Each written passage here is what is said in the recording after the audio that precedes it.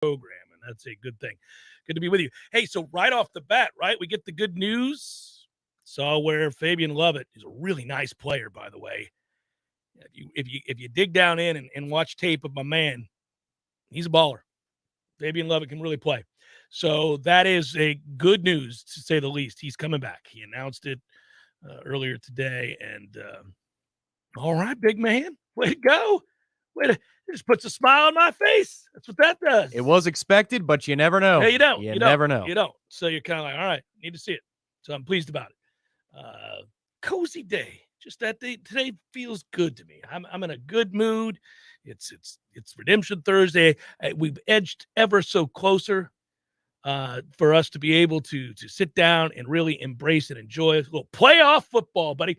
Hey, yesterday, Tom, on the show, this has been a theme for more than a year, but I had a conversation with a fellow college football enthusiast who has their concerns about the state of the game, and they were being reflective on Georgia's national championship, and we were just talking about what that represents and moving forward. And he was asking me questions. He doesn't live in the state. And he was asking me questions about Florida State. And we were just talking about where Florida State needs to get to and how far really everybody's got to go to catch up to Georgia and Alabama and all that stuff.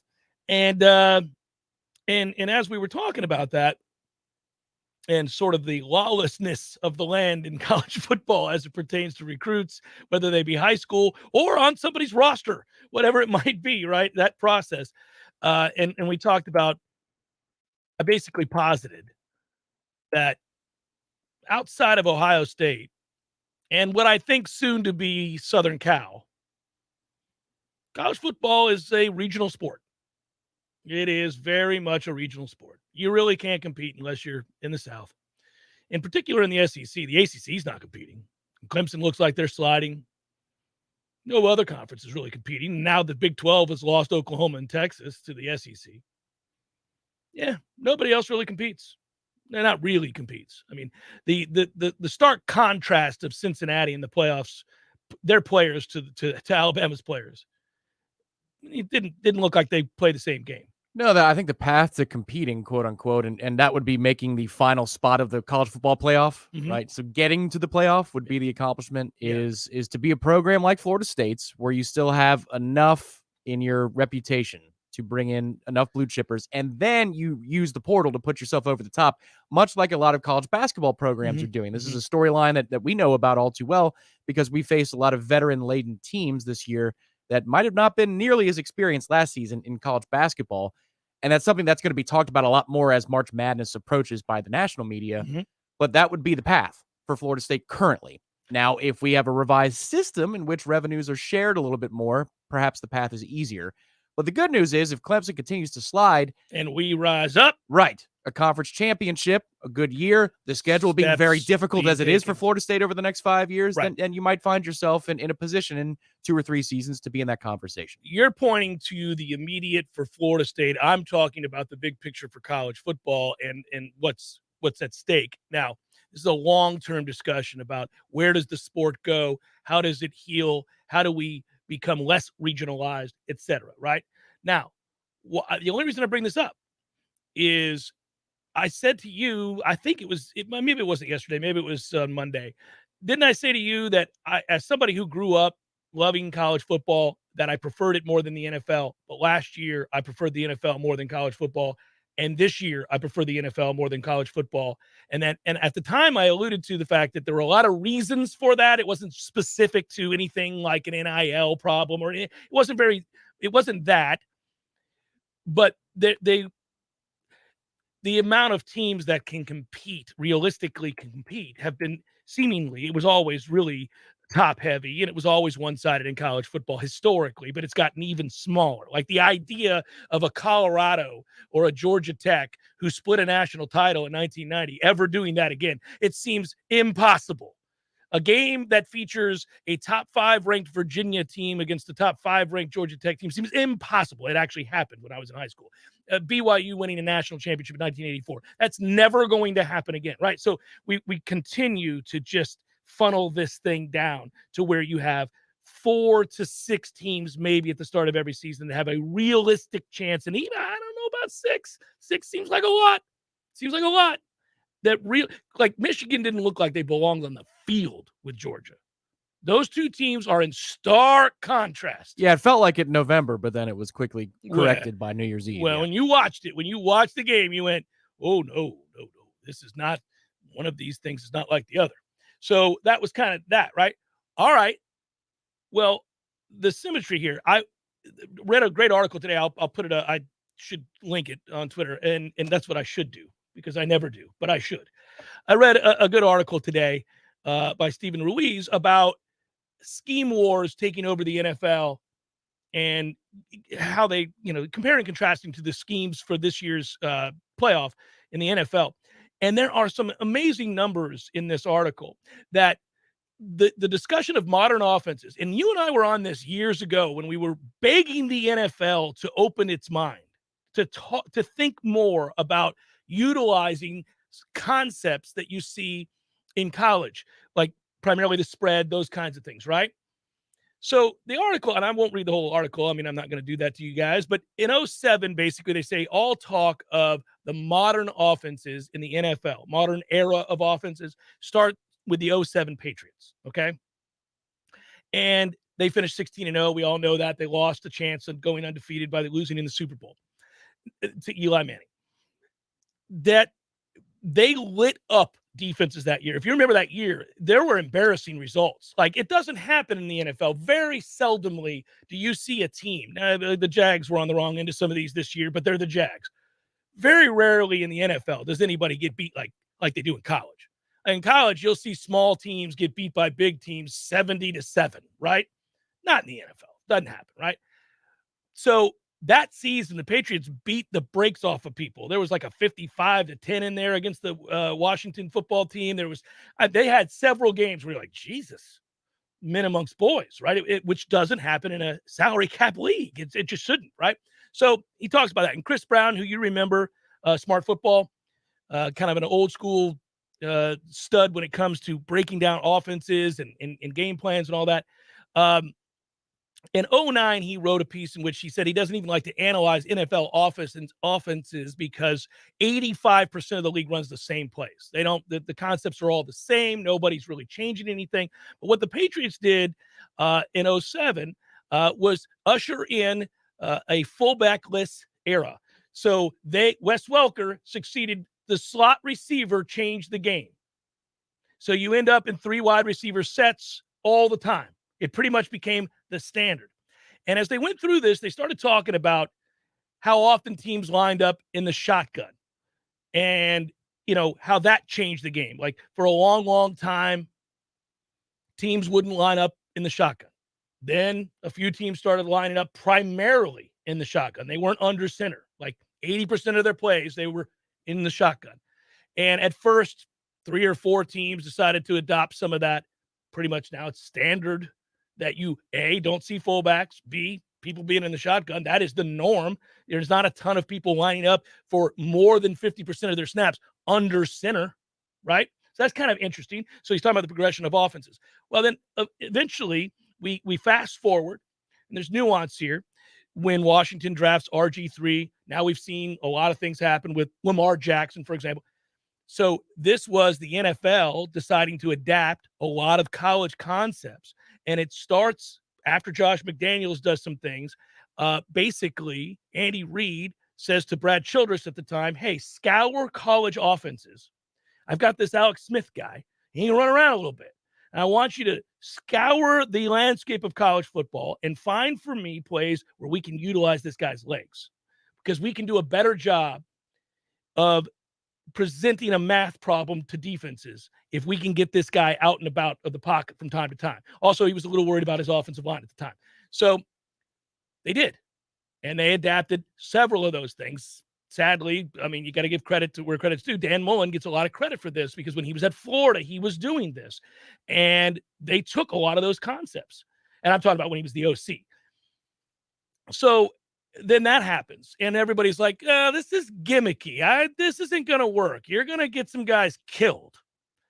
Well, by 2011, according to Football Outsiders, and the year before 2011, 19% of the time teams lined up in the shotgun. After that, 5 years later, it was up to 68% of the time.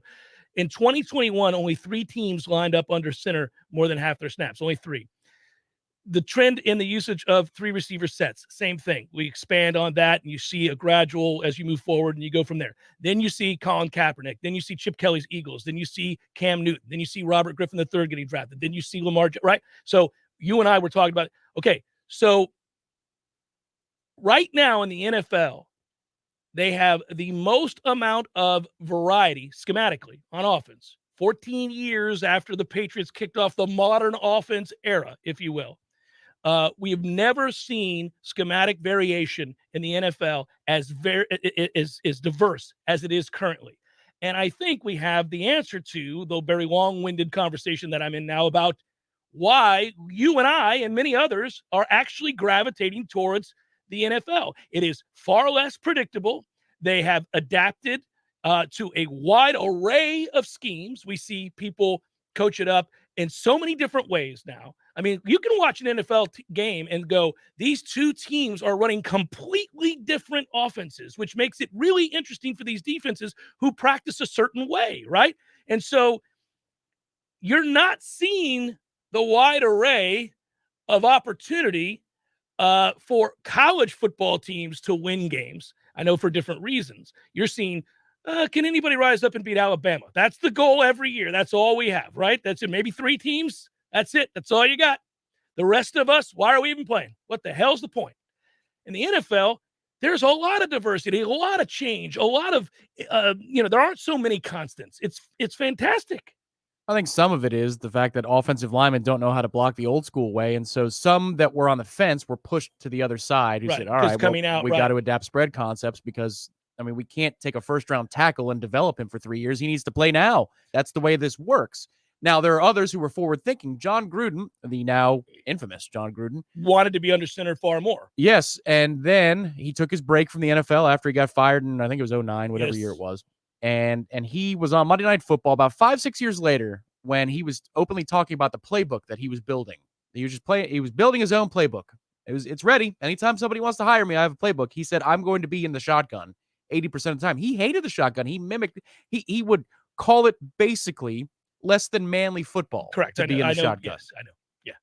And a guy like him changing tells you all you need to know about 2 things. Number 1, it works. Number 2, this is the type of player that's coming up from the college ranks to the pro ranks. And what it does is it reminds me of the NBA era that I grew up in, where in the Eastern Conference, everybody was chasing down the Bulls, but the Pacers had 2 or 3 superstars. The Knicks had 2 or 3 superstars. Right. The Hornets, before they broke up, had a couple of superstars. One of them went to Miami. One came to the Knicks. And then out west, you had Stockton and Malone. And towards the end of the Lakers, all of these markets, Portland, you have all of these markets, the Rockets, with superstars because they're different styles. Like, even though there was a lot of post-basketball then, correct. Reggie Miller was different from Michael Jordan, was different from Clyde Drexler, and then there was Hakeem, who was a different player than Ewing. That's the good thing for the NFL here, is with the diversity of scheme, you automatically create more superstars because everybody's different. They stand out more. Well, okay, so if you run the spread, that is to say you're the Cardinals, you're the Buffalo Bills, okay? You're the Chiefs. Okay, so you're one of those. They specifically run the spread, right? All right. Well, what are you doing? If you just think of the teams I just named, you've just featured a lethal weapon at quarterback who's dual, right? That's exactly what you're doing. Now, not everybody is running the spread. There's this wide zone offense that you see teams run. And this article highlights a lot of that too, that you can go back through for anybody that wants to like really, immerse themselves. You can learn all that. A lot more teams run that because you have some under center formations. You have some, you have outside zone, you have bootlegs, you have all that stuff in these offenses. Bengals, Rams, Packers, Raiders, Niners, all run that. That's all. They all run that, right? Then you go from there. And then you have these kind of throwback offenses. The Buccaneers run a throwback offense. That's what they do. To a degree, a lot of gun out of it, though. But it's downhill run game, vertical play action shots. That's all old school football. That's what I grew up on. I love watching it. You have pre-snap shifts. You have the 2 tight end formations. We do all of that. That's what we run. We are old ass. But that's okay because there are several teams that do that. The Titans do that. Now, they have a beast they feed when he's right, and they want to go run heavy as opposed to us going pass heavy. But formationally, we're fairly similar, okay? The other team that does that, the Patriots. Now, the Patriots obviously did it out of necessity. Right. And Belichick did something really cool, which was take a step back last year after losing a bunch of football games with a non-quarterback like Cam Newton, and then said, what are we going to do here? What are we going to do? Well, I'll tell you what. Our personnel is already leaning this way. We're defensive minded. We play in freezing ass weather half the year. We're going to have to really kind of line up and run opposite of what I'm seeing elsewhere. We're going to bludgeon your ass to death and play good defense and field position. And that's the only way, if I draft a quarterback in the first round, that I can bring them along slowly. So they do their homework and they're like, okay, this kid's smart. He can push the ball down the field, but he's not going to take unnecessary risks, and we'll just spoon feed him a little bit here. It won't be too much for him. He'll have, a lot of in-breaking routes. He'll have again, the downhill run game. We'll try to work that in for him. A lot of 2 tight end, 3 tight end sets. Even they do that, right? So that's old school, and it's just I've just got done naming 3 different styles of offenses and the teams that run them, and there's more. And it's really cool to watch the amount of diversity that you're seeing from a game plan standpoint. And then what you get is styles make fights. You get a lot of styles make fights. Which is the way it was in the NBA in the 90s. That's right. The Magic had something for the Bulls. The Knicks never did. Well, Toronto had something for the Bulls, oddly enough. Yep. And yeah, so it's fascinating because you want to be malleable. You want to have the kind of personnel where you can say, all right, we're playing this type of team. We've got guys for that. We can counter that. Oh, but next week we're going to be playing a team who runs something completely different. And I'm going to have to change personnel a little bit, but we have guys who can do that. And so matchup to matchup, you're able to create opportunities more than some of your counterparts. Yeah, one of the cool offenses in the league, potentially speaking, but it's almost like a derivative of 2 different towns. And we get mad at it at times. But Kansas City's offense, if that one with Patrick Mahomes and Sean Payton's offense had a baby, it would be out in LA. It would be the Chargers. Because you have a lot of underneath stuff with a quarterback that has the level of Patrick Mahomes. Yeah, it pisses us off. Well, it's just dumb. It was built for Drew Brees, who was tiny and couldn't move. Right? But now you have those concepts with Justin Herbert, who most certainly can move. Well, and is probably the most physically gifted quarterback in the league. And it's built around a Darren Sproles named Austin Eckler. Who's bigger, but yeah. Oh, but not much. I mean, they're stocky guys that have good hands and they get small and they get extra yards. That's the player. They're a dual threat weapon.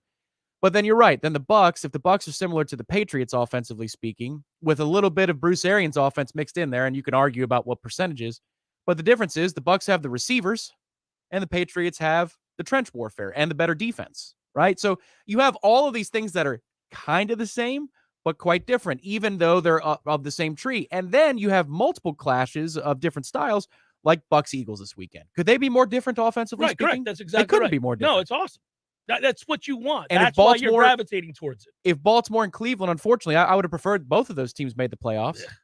Well, because they are January football to me. Yeah, but Cleveland sucks. There's nothing about that team I like to watch besides from not the Nick Chubb. I like Nick Chubb is excellent to watch. He's a great player. You're confusing He's a great player. Their quarterback can't play. They are offensively limited beyond Nick Chubb. They don't do anything that threatens anybody. It's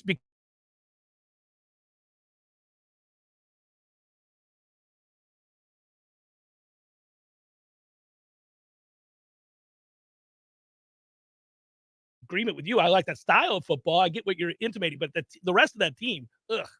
No, I like that team as, okay, for example, they play Kansas City. Cleveland's got a much better chance than Pittsburgh does. Well, Pittsburgh has no business being in the playoffs, but yes. But Cleveland, again, I bring it up a lot, but on Christmas, Green Bay is playing at home, playing hard, and they've got something for them because Nick Chubb's averaging 8 yards a carry. It's a tougher out.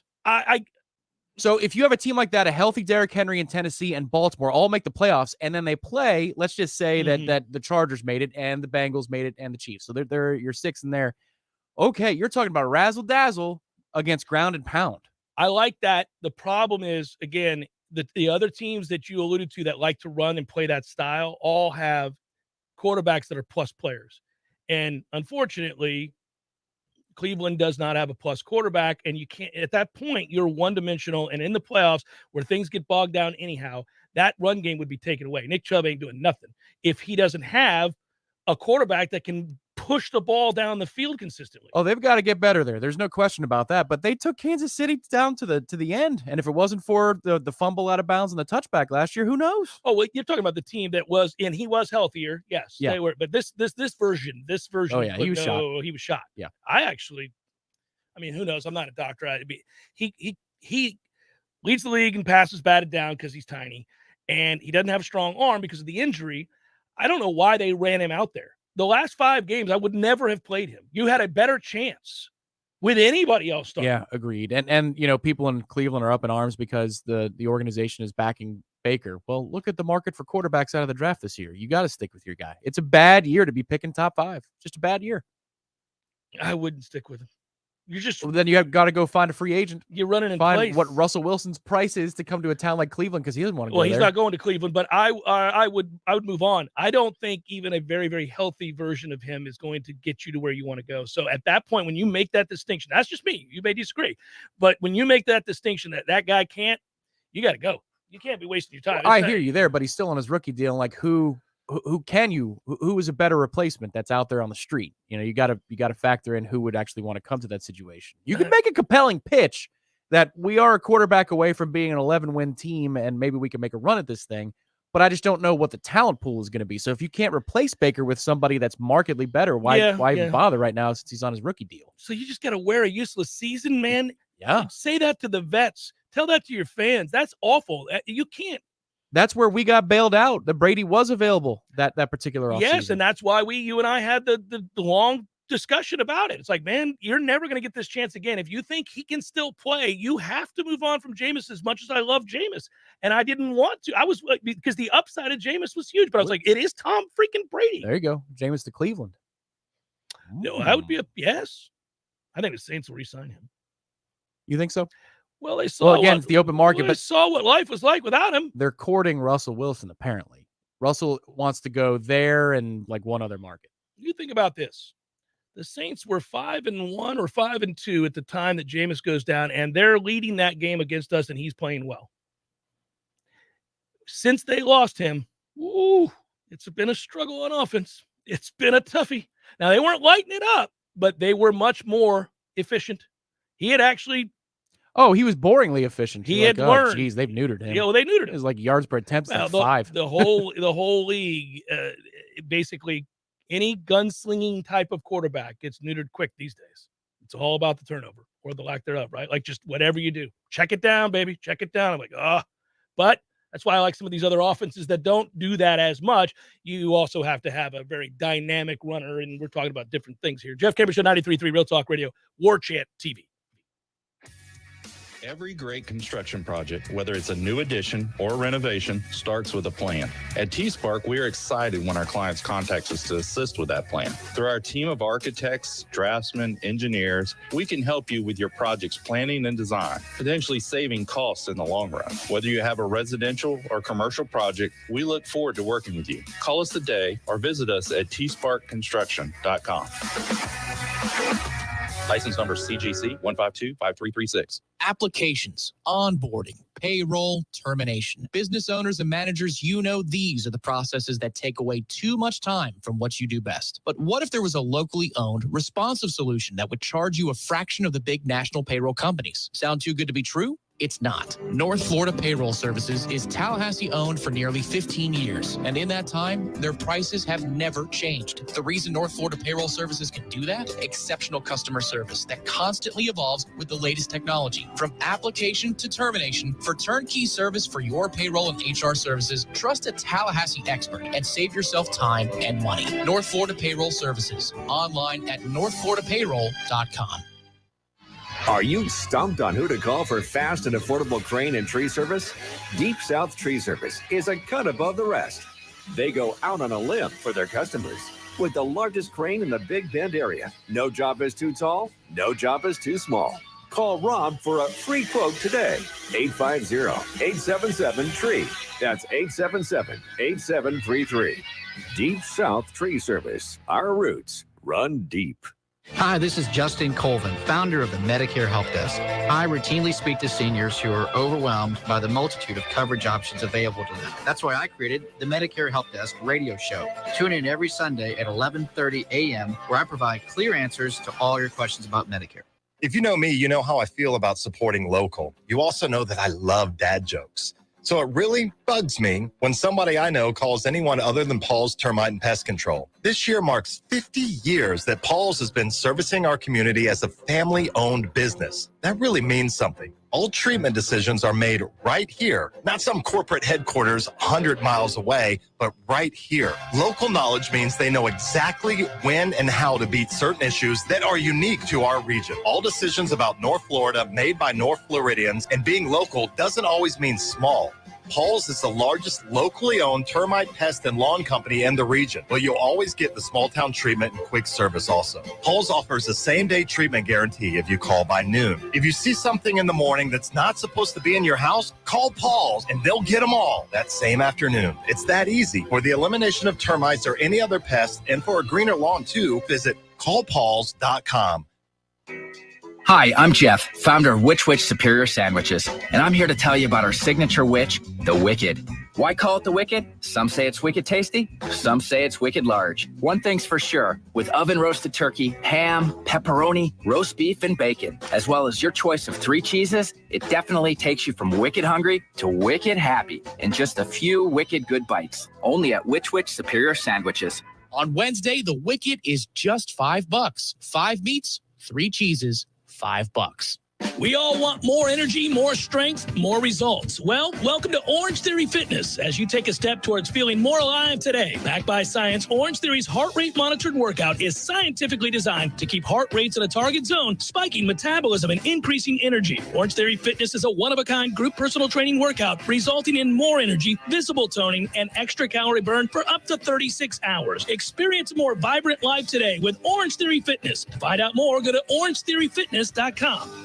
The Jeff Cameron Show, brought to you by Orange Theory Fitness. 2 Tallahassee locations, Midtown on Thomasville Road and Northside in the Village Common Shopping Center. Online at orangetheoryfitness.com.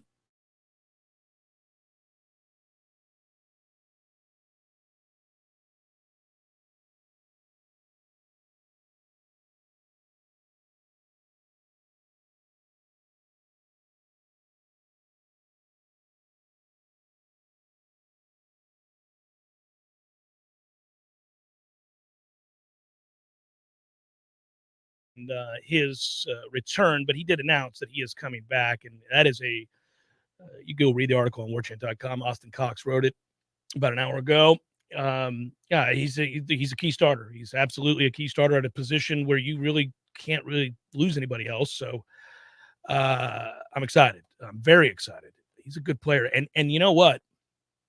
He's a guy that could turn himself into a wealthier man by returning. He's a guy that would have gone to the league this year, would have been drafted, has a chance to, I think, seriously elevate his status. Okay, so now here's your starting 4 up front. It's going to be Fuller, and I don't know the ends per se, how they're going to move everybody around, but your 2 ends are Fuller and Verse, and your interior guys are Big Coop and Fabian Lovett. That's nice. Solid. Now you've got to develop that depth. That's the key. Yeah, and you saw some guys coming on later in the year. So I do think that depth was beginning to get developed, and it will continue, as you're noting. For example, there were plenty of times that we thought about Jackson and Farmer and guys like that. You're like, oh, okay, let's start Malcolm Ray. And you're like, okay, I see it. Okay. That makes me feel better, man. I still want some more news at that linebacker spot. So one of Alabama's linebackers went into the portal today. Instantly the best player on our team. It's the first time in my life I've said Alabama. A lot of people say that, but it's the first time I have. I pretended you didn't because I knew it was a slip up, and I'm a professional. Didn't want to draw attention to Slammer, jammer, Alabama. Yeah, not doing that. But there you go. Feel better about that. That is good. From there, we'll go back to sort of something that I wanted to reference yesterday when I was talking about the schedule for Florida State in basketball and where we sit right now. Remember at the end of yesterday's show we went back through, you and I did, and I noted the games that were being played last night and how they were going to shake up the positioning and where Florida State ranked with the net rankings and all of that, because as the teams begin to play one another, strength of schedule shifts, all that. So here's the deal. What happened last night was Duke beat Wake Forest, gave them their first loss, 76-64. I watched some of that game. Did you watch it? I did, actually. It's amazing what happens when you win a couple of basketball games of your own. You reinvest? Yeah, a little bit. And that was a good game in the first half. Duke pulled away with one hell of a sequence in the final minute of the first half, and that was kind of it. They told Wake Forest what time it was. Wake could not answer it even coming out of the break. I could not have known that I would have been this prophetic, but I was when I said that if you would, Big Daddy J's got a little something for you. Virginia Tech is winless in the ACC. Virginia will cover the 1.5.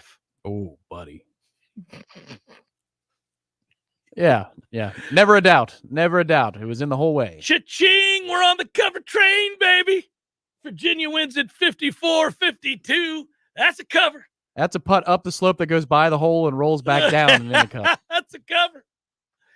Whoo! Yeah, man. And it was funny because I even made the joke.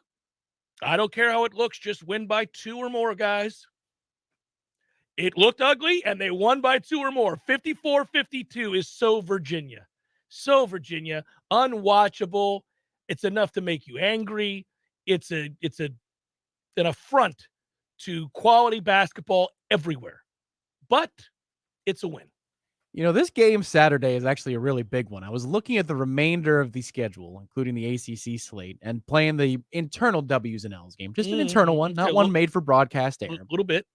And looking to see how we could get to 11 wins or 12 wins. Well, the path to 12 includes this one on Saturday. You kind of have to win it.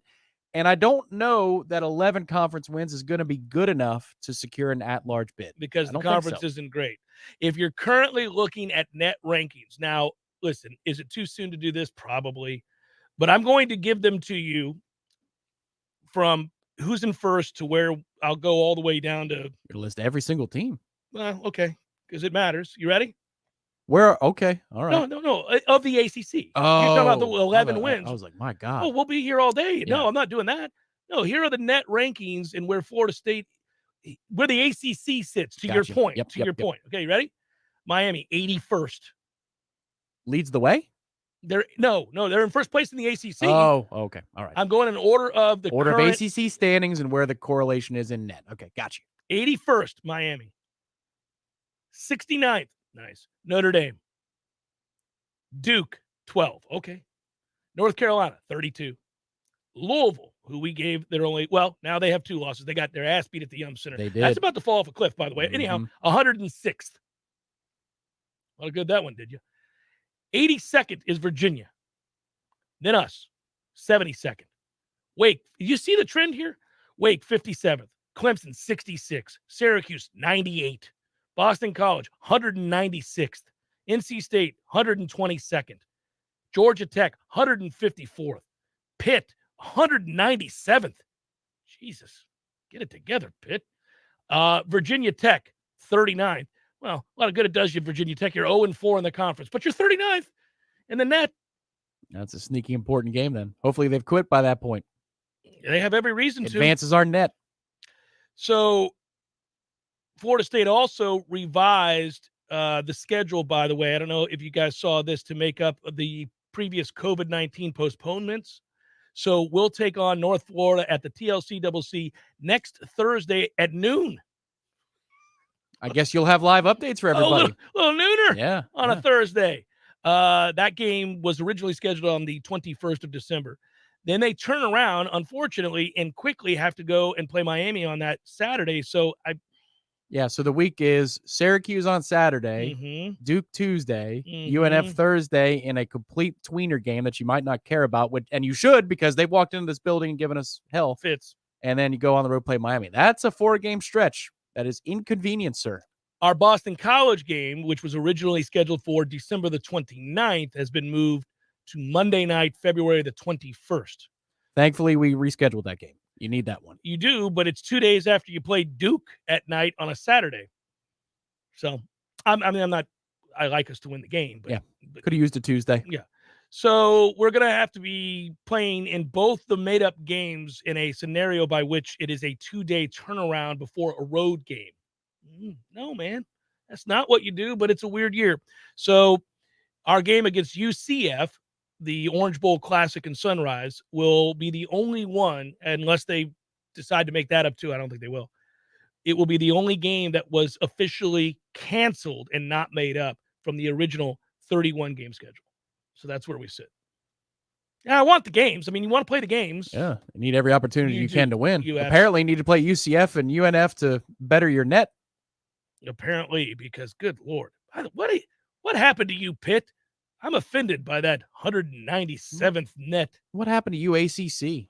Since when are we down and the whole league is like, oh, where's Florida State? We need your help. Why? This is your sport. This is supposed to be your territory. Yeah, Duke and North Carolina, like, we got it. We're 13-2 and 11-4, respectively. Once. Yeah, Duke has won the conference in eons, like for real. It has been a while. By the way, Georgia Tech picked up their first ACC win last night, beating Boston College. Just so you know, the battle for Suck is not going to be lost by Georgia Tech. They're moving up, and BC's moving down. Well, or one, depending on how you look at it. So on Sunday, I did the Smash on Warchant TV, and it's a rotating, staff thing now for Warchant Colorado football season. And Adrian Crawford was a guest on the show, and I asked him about the 14-win discussion from our previous game and the win over Louisville. How the commentary on the ESPN broadcast was, I think you need 14 conference wins to be definitely in the tournament. And I thought that sounded preposterous. I asked Adrian about it. We both commiserated that. That seems a little strong. It's not much fewer than 14. Right. You might need 12 to get in. And that's still a ton for us, given where we are as a program this year. I know currently, the league is down. It would ordinarily be that way. Correct. Yes. Now, if we had beaten Syracuse like we were supposed to at home, we wouldn't even be having this discussion. Fundamentally, the record looks completely different. I can't hear the word supposed to without Magic Johnson in my ear. So supposed to win. We find that. Magic Johnson. Oh, I nailed it. That was pitch good. perfect. Yeah. Pulled that out of the bag on a random Thursday. I'm proud. Yeah, you're going to get me into a mode where I end up going through W's and L's in basketball. And we have already, rather politely, laid out the reasons that would be foolish, because this team is going to be wildly unpredictable, I would think. But if you did beat Syracuse, I don't know that we would know that as much. Like, we would be like, oh, this team is flawed. But still, I mean, look at the floor of the program. We would be 4-1 in conference, so we'd be in second place in the ACC standings, and we'd be 10-4 overall. That feels a hell of a lot better than 3-2 and 9-5. It would certainly mask some of the problems that we know this team to have. Like, we would probably get swept up in the record a little bit and be like, well, they're fine. But we know this is a team that has some real hurdles and difficulties that await them just because of the way they're constructed. So it's difficult. It feels weird to go at Syracuse, W, Duke here, L, at Miami. You sure about that at Syracuse? That's a W. They do run a zone. Big time W, baby. Gonna beat that ass. They run a zone. Come on. We need good Caleb Mills. Get you some. Let's go. If we don't have good Caleb Mills, I don't like our chances. We were running away with that game the first time around and then fell on our faces for hours. Which we will do. Yeah. In which we do, as the old Jimbo used to say. So, okay, I'm going to go. Here you go. I'll do this rapid fire just for the masses. At Syracuse, W, big win at the Carrier Dome, 3 o'clock, January 15th. Woo-hoo-hoo. That's a weird time. I'm not flipping back and forth. That'd be our 10th win of the season. 4-2 in the conference. Boom. Big L to Duke here. Big L on the road at Miami. Quickly, we're at 500 in the conference. On the road to Georgia Tech. Big time beat down in Atlanta at 9 o'clock. Georgia Tech, come get your whooping. I hope so. We never play well in that building. Followed by a win against Virginia Tech here. Followed by a win at Clemson in the Little John. We beat them in the Little John. Yes, and Clemson stinks. That's 7-4 in conference. Yeah, rolling on Big River. Then it's Wake Forest here. They're all wrong for us, baby. That's another L. 7-5 in conference. Pitt here, that's a win. At North Carolina, that's a loss. Clemson here, that's a win. 9-6. At Duke is a loss. 9-7. At BC's a win. At Virginia,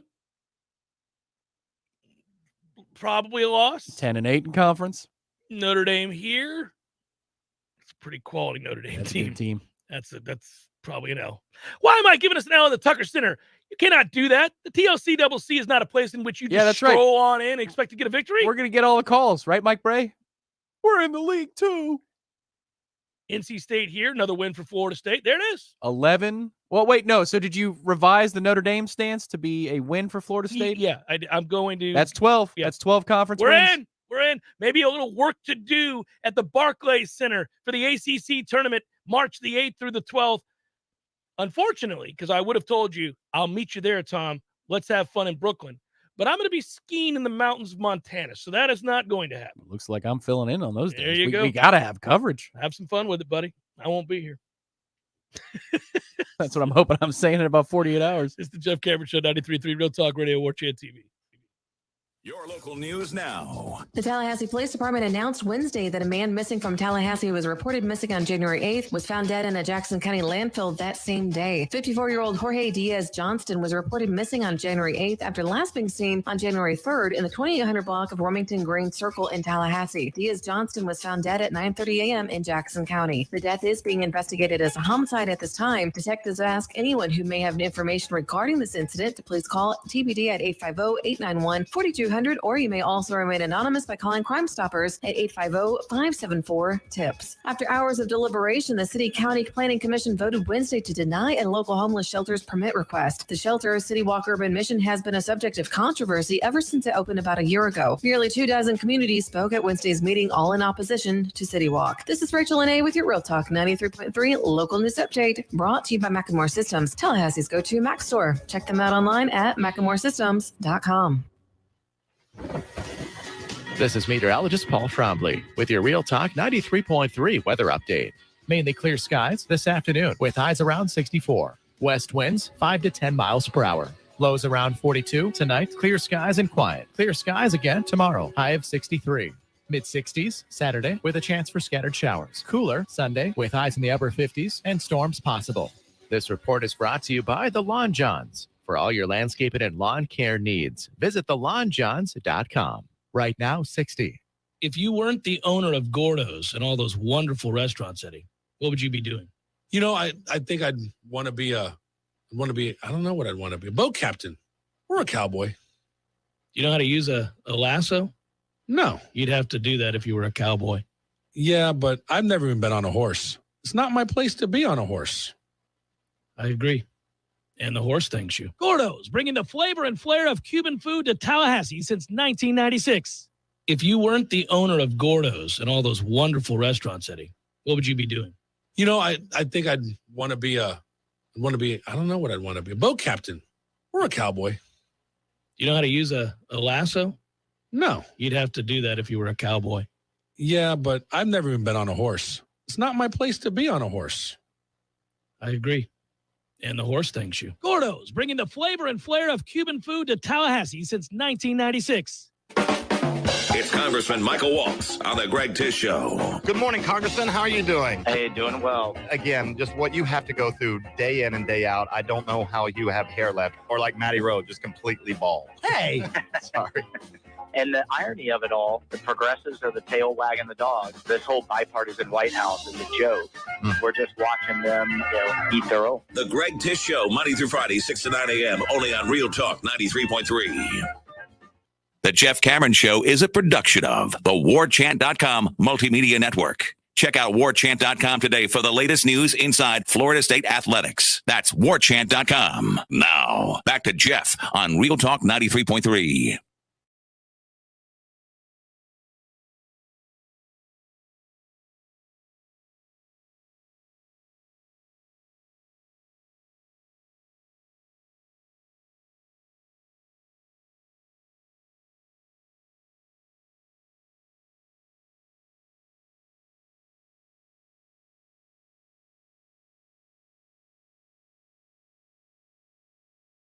Oh, I love her.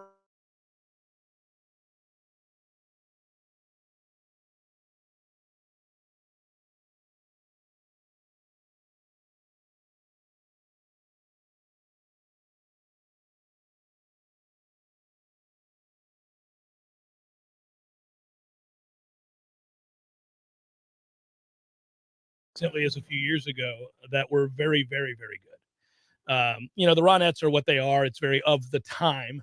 But rather enjoy them. But I think the album was called Last of the Rock Stars. It was like 06 or 07 or something like that. It came out. It's a good record, man. Her voice is still beautiful and it's weathered and she's taken on. It's a different persona altogether. Her voice is still the same, but because it's weathered, because she's older, she can do more with it in terms of sort of the gruff aspects. And it's really good. But rest in peace, Ronnie Spector. I love that genre of music. It's a guilty pleasure of mine, especially when traveling. There's something about, the excitement of traveling, and you listen to something like the Ronettes, you're going to be very happy. It's so that success for them occurs in the 60s, the very early 60s, 63, 64, 65, and carries on throughout the rest of the decade. And then later on, it's the solo career she embarks on, and she's utilized by any number of people for years. Eddie Money uses her in Take Me Home Tonight. She's the one singing Be My Little Bit. That's her. So she ends up becoming featured on a lot of different records, but like a long period of time would go by and then somebody would go, oh yeah, I should call Ronnie Spector for this. Like if you needed somebody to come in and sing a female part of a male driven song, they would be like, oh, call Ronnie Spector. She kicks ass. Eddie Money deserves a lot of credit for that because until he brought her on board in 1986 for that song, Take Me Home Tonight, like people just completely forgot about her for a long time. And I can still remember hearing that song and then thinking, that's Ronnie Spector. Like, where has she been? Have you heard Eddie Money do his DJing on Sirius? He's dead, Tom. Oh, it's not Eddie Money then? No. Who the hell is it? I don't know, but he's dead. Well, he recently died though, didn't he? A few years ago. A few years ago? Double check Eddie Money. Maybe it's a tape or something because there was a special on 80s on 8 and he was talking at length. Oh, okay. Well, that would make sense. And he's ripping on bands left and right. And he's just ripping on them for being formulaic. He goes, now a formulaic song by me. Oh, well done, Eddie. Take Me Home Tonight. Yeah, okay, good. Yeah, Eddie Money dead, been dead for 3 years. Okay, so I guess that was a tape from the old days of Sirius XM. But I laughed my butt off for about 5 minutes because he had no, F's to give. He just ripped people left and right. He goes, now, formulaic music by me. Made me a lot of money. Yeah, it did. And anyhow, that's so good. Okay, I'm glad I got that right. I hate when I say somebody's dead when they're not, but I usually don't miss that. You somehow miss out when people die. I do. Nothing wrong with that. Yeah. But it leads to shock on the air sometimes. That didn't shock me because I heard him, like I know what I heard, but there are a couple that are well noted that kind of hurt. One of my favorites of all time. Hey, we wondered aloud. I think let's just take this to the top. I wondered aloud what in the hell happened down in Miami with Brian Flores. I want to circle back to that since we're looking ahead to the NFL playoffs, of which the Dolphins are not a part. And he's going to get another job. But I read a story from the beat reporter in Miami that covers this team for ESPN. I was stunned. So do you realize that while the Dolphins were going through that long winning streak, winning 7 games, all of that he and his staff, the coaching staff, didn't communicate? He wouldn't talk to them. So when the firing happened, we were kind of like, oh, here's the Dolphins being the Dolphins, bad ownership yet again. Here we go. You're firing a coach who a year ago went 10-6 in his second year with the team after going 5-11 in year one and inheriting a nightmare of a roster. Just like that, he got them to 10-6, lest we forget.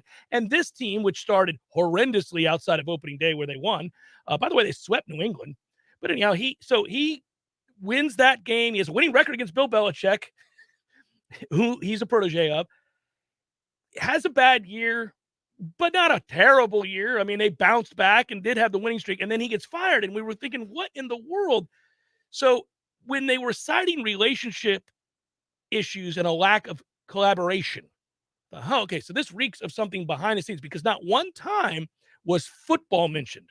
Nobody said regarding his firing that there was a problem with his philosophy, a problem with his approach to coaching the team as far as the X's and O's of the game go. You just kept hearing about relationships and collaborative efforts that were lacking. And then that's when I cited yesterday on the show the stat about 4 different offensive line coaches, 3 different offensive coordinators, 2 different, all those numbers. We thought, that's weird. I mean, it's one thing to kind of, lose guys, they get promoted, whatever. It's another, you're only in a place 3 years and you've had 4 different line coaches. That's weird. Well, he shut it down. His assistant coaches off the record were telling reporters, he doesn't communicate. We don't know what he's thinking. But they're winning games every week, which is that seems crazy to me. So the system he put in place was working, but he wasn't there to govern it? The relationship game is a tricky one. He did not have a great relationship with the GM. The GM kisses Ross's butt, Stephen Ross's butt. That's why he's been there forever. Greer has been there forever during this stretch of sorry Miami football, and yet he keeps his job, right? Yeah. So clearly one knows how to play the game. The other one doesn't know how to play the game. In March, he and Cashman in New York, sit down for a glass of champagne and say, another year. Another year. But here's the funny thing about this, and I completely understand it in a weird way, and I don't know what's going on with all the different assistants, but Flores had a major disagreement, one would speculate, with Greer about who they should have drafted. And he wanted desperately Herbert. He did not want Tua.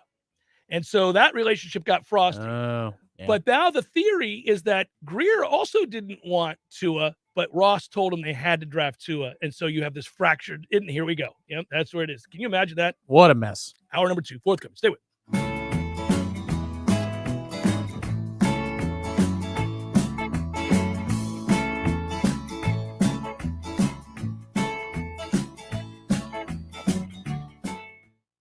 Friends at ISF want to wish you a very happy new year. Listen, you want to do amazing things. You have big visions and goals for the future, and you work hard to move your agency forward while navigating the unique challenges inherent in government operations. ISF understands. They're a national management and IT consulting firm serving clients across the country. As we turn the page to another year, ISF reminds you to think big and stay focused on your goals for the future. ISF, your vision, our expertise, solving the future. Visit ISF.com to learn more.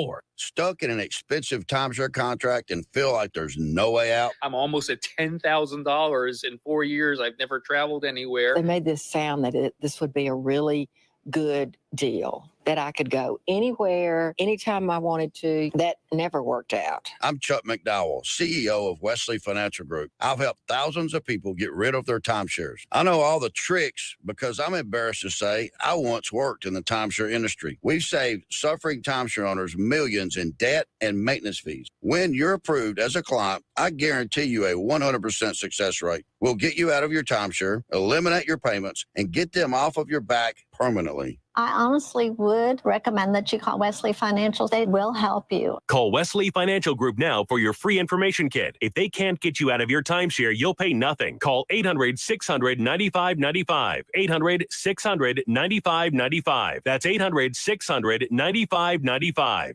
Here's an important COVID-19 announcement for businesses and schools. Has the COVID-19 pandemic stalled or disrupted your business or normal schedules? Has your revenue dropped drastically? Are your customers anxious about coming back in to shop? Well, we've got great news.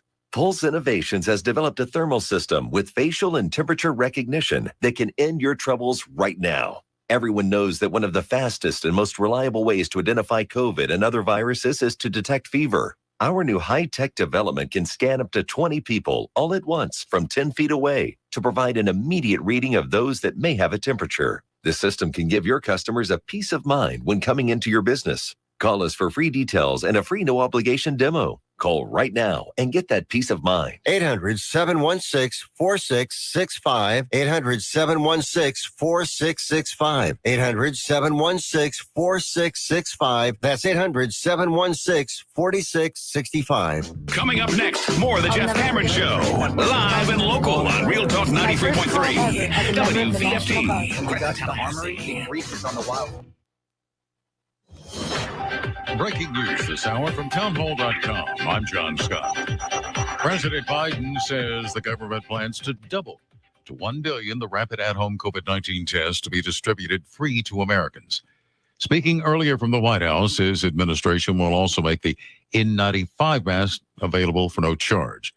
He says it's still vital for people to wear masks. But I know that for some Americans, the mask is not always affordable or convenient to get. So next week, we'll announce how we are making high-quality masks available to the American people for free. Also at townhall.com, House Minority Leader Kevin McCarthy refusing a request by the House panel investigating the U.S. Capitol riot to submit to an interview and turn over records pertaining to that incident. McCarthy says there's no legitimate reason for the panel to summon him. There is nothing that I can provide the January 6th committee for legislation of them moving forward. There is nothing in that realm. It is pure politics of what they're playing. He has considered subpoenaing fellow lawmakers. That would be an extraordinary move and could run up against legal and political challenges. Delta Airlines rocked by financial turbulence. The Atlanta-based airline lost $408 million in the final quarter of 2021. Delta dragged down by a COVID-19 surge that hit the carrier hard. And there could be more red ink ahead. Delta predicts it will suffer one more quarterly loss before travel picks up in spring and summer. CEO Ed Bastian says 8,000 employees have contracted COVID over the past 4 weeks. Sick workers and winter storms, leading to more than 2,200 canceled flights since December 24th. Rich Thomason reporting. The Dow is ahead 89 points, but the Nasdaq is down 191.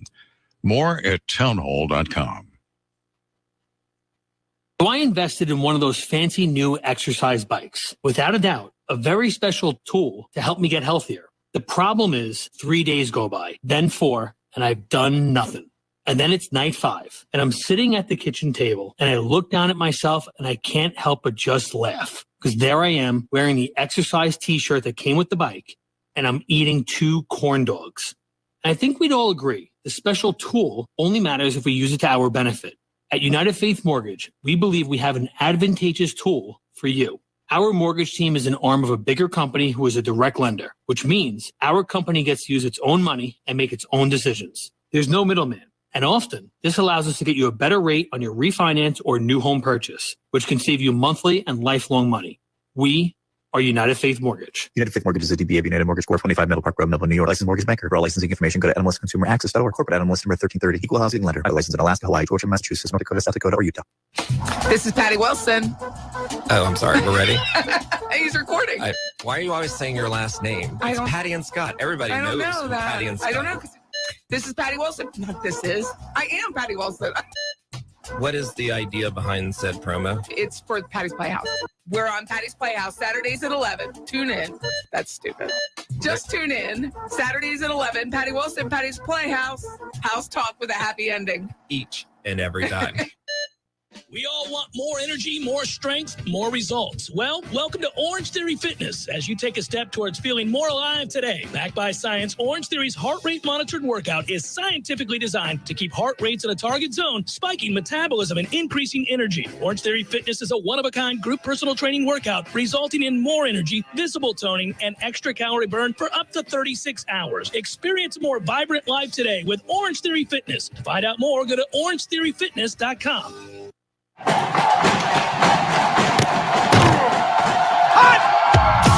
Broadcasting live from Florida's capital city, this is the Jeff Cameron Show, brought to you by Orange Theory Fitness on Real Talk 93.3. Now, stop what you're doing and listen closely. It's time for the Jeff Cameron Show in 5, 4, 3, 2, 1.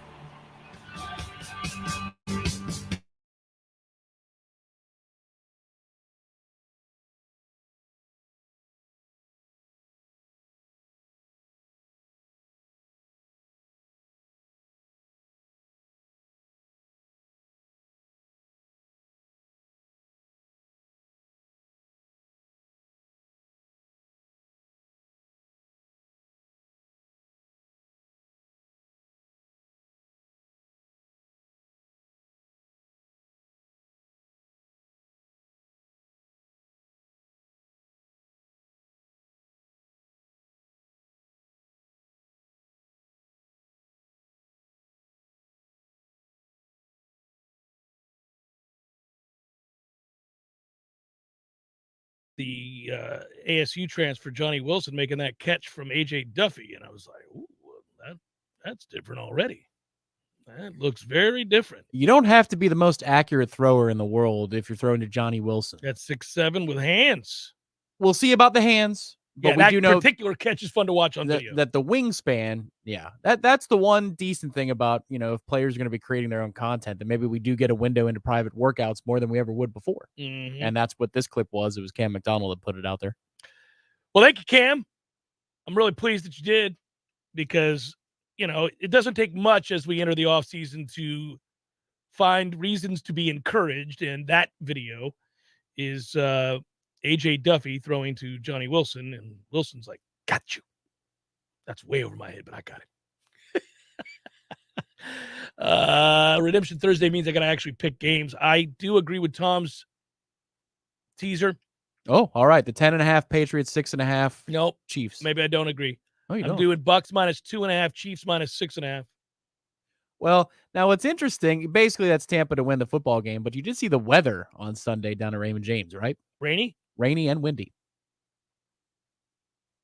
Bucks -2.5. Okay, sticking with it. Chiefs -6.5 against the sorry Steelers. Yes, that's my 2-team teaser pleaser, everybody. All right. So with that, I will pull it up here because you had already mentioned in your scouting report of Philadelphia that they don't defend. Well, actually, it was for the Scuttlebucks, not for this show. For the Scuttlebucks, which you should listen to. You can find the Scuttlebucks podcast out there wherever you get podcasts. Or on JoeBucksFan.com. But player props. I would think a certain tight end, maybe one of the greatest that ever lived. If I pull up, probably the greatest that ever lived. Yes. Yeah. What's the player prop for Gronk? I'm going to pull it up here in a second. But given that it's rainy, that would figure to help him more in terms of targets, right? You're not going to throw to Rashad Perryman as much. But you as might throw to Evans a lot because, again, big man not needing separation.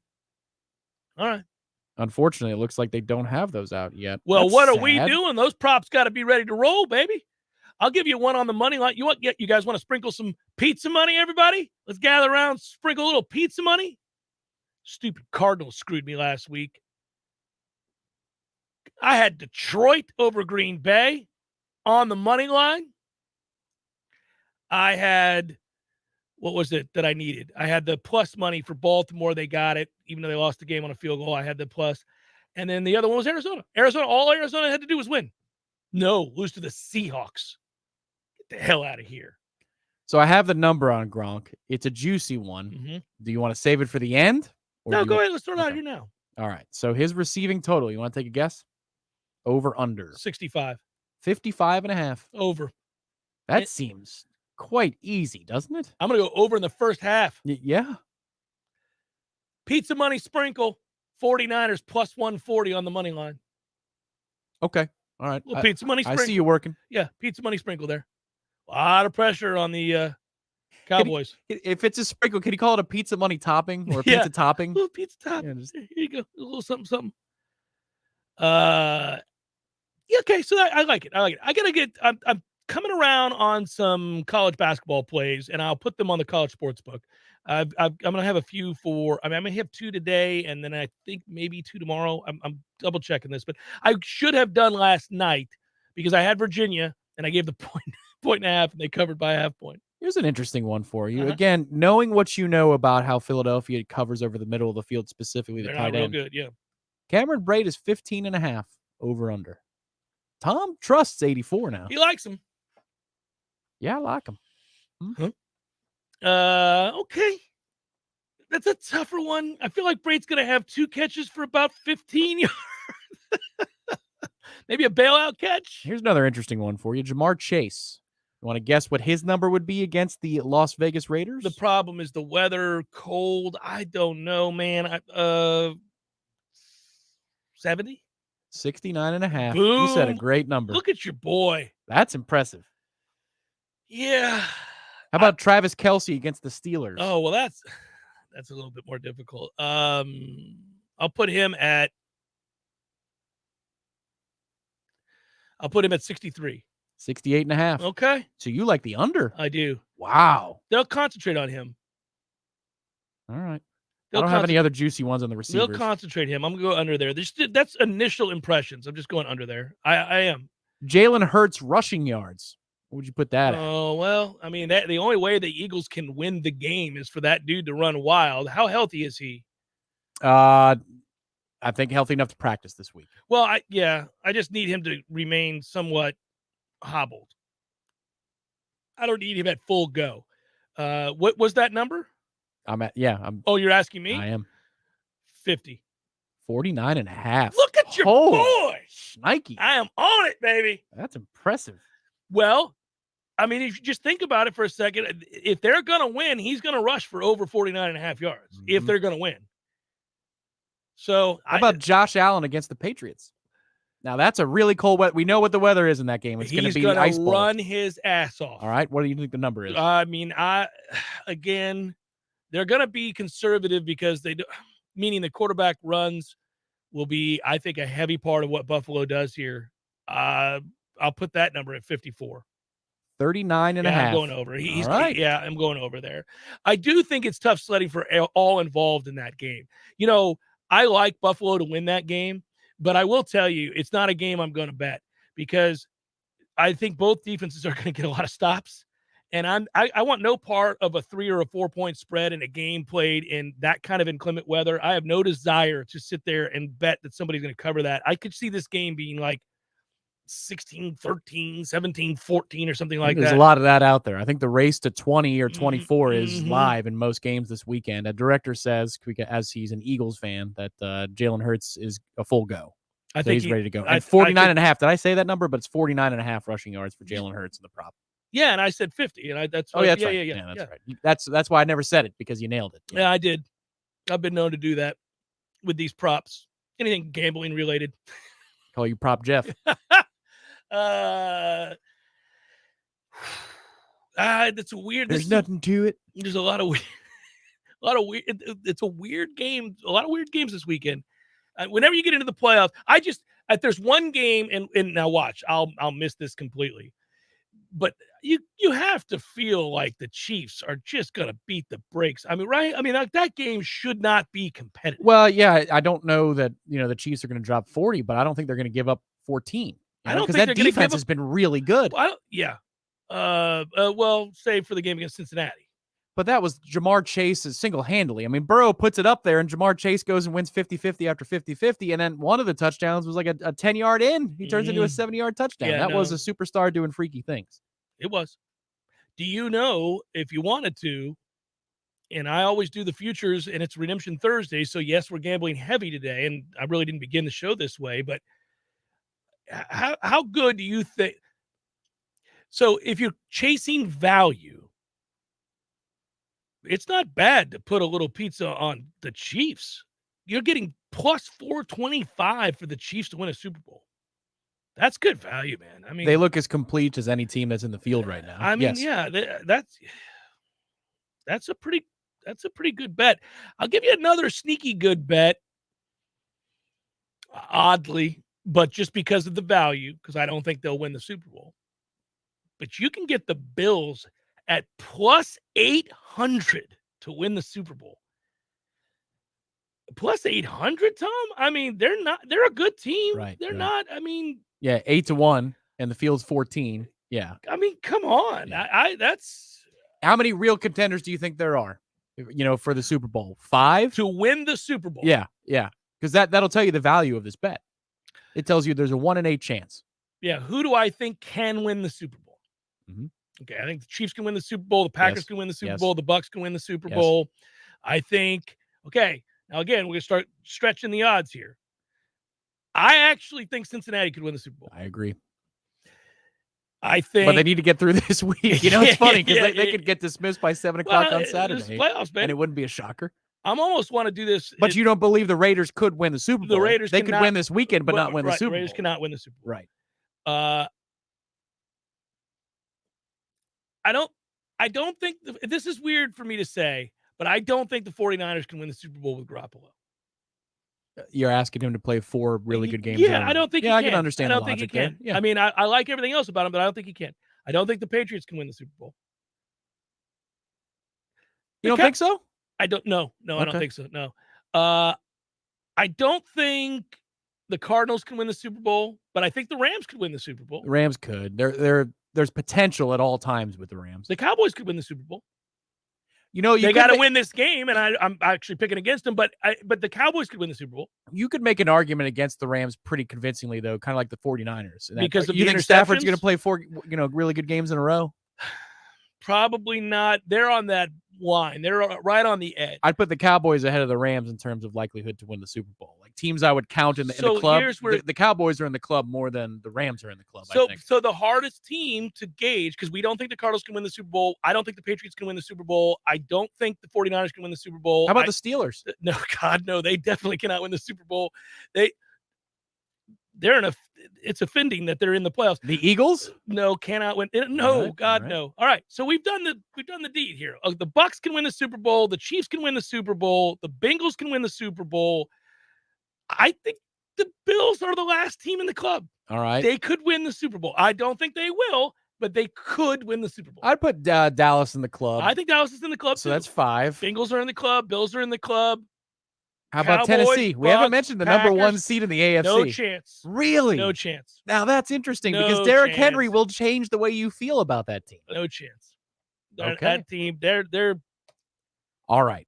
So we'll stop there where we have it. So 5 teams are in the club. Well, you're getting an 8-1 shot on Buffalo. Buffalo can win the Super Bowl. Okay, you said 5 teams are in the club. I'm sorry, guys. We got to do this. We've got to bet this. Bengals are in the can win the Super Bowl. 1. Yeah. Cowboys 2. 2. Bucs 3. Chiefs 4. Packers 5. Okay. Bills 6. All right. So 6 teams can Did win. I say Cowboys? Yes. Okay. And if you didn't, we're moving on. Did I say Rams? No. 7 teams can win the Super Bowl. All right. Maybe the worst segment we've ever done in radio history. No, it's fun. But that you're getting 8-1 odds. So it's a good bet. It's a good value bet. It's a slightly good value bet, but it's a good value bet. It's kind of fun, isn't it? It's kind of a fun little game to do. I apologize, everybody. I mean, we're pushing the envelope on what's acceptable radio here. I didn't forget anybody. Well, there's only 14 of them, Yeah, So it would have been easier to say who can't. I think it's much easier to say who can't. To say who cannot. Right. Pittsburgh and Philly definitely knows. Pittsburgh, Philly. You say no to Tennessee, no the chance. number 1 No seed. chance. Fraudulent ass. No chance. Okay. No chance. Jeff Cameron Show, 93.3 Real Talk Radio, Warchant TV. Just ask your doctor. The vaccines are our best defense against COVID. If you're 16 or older and you've already gotten yours, now you can give yourself a boost with the COVID booster. It makes the protection you already have even stronger. We can do this. Find a booster near you at vaccines.gov. Paid for by the U.S. Department of Health and Human Services. What's important when shopping at a gun store? Let's start with a friendly and knowledgeable staff. Then add top-notch service, great selection and pricing, and a personal shopping experience only found at a locally owned and operated business. At Red Hills Arms, they're right on target. While other gun stores come and go, Red Hills Arms remains Tallahassee's go-to local gun store for all your firearms needs. Stop by today and get welcomed in like family. Well, so far this month has already been a long, cold year. But nothing breaks up the cold like a cozy, warm fireplace in your home from Hearth & Patio. You may not know this, but many of today's modern, environmentally friendly indoor fireplace designs offer amazing energy efficiency. And when you get a new fireplace installed by Hearth & Patio, they will also service the equipment to make sure it lasts for years to come. Something else you may not know, Hearth & Patio can also repair your existing fireplace. I'm going to read you a recent review from a real customer. Donna says, our gas fireplace stopped working at a time when we experienced our coldest weather.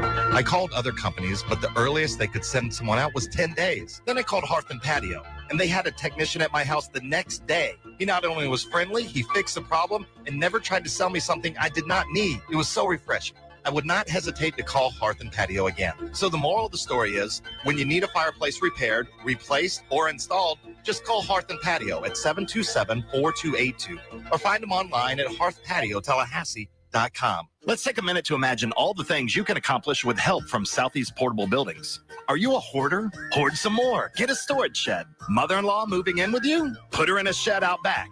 I'm kidding. Still working on that engine that you're going to finish from last summer?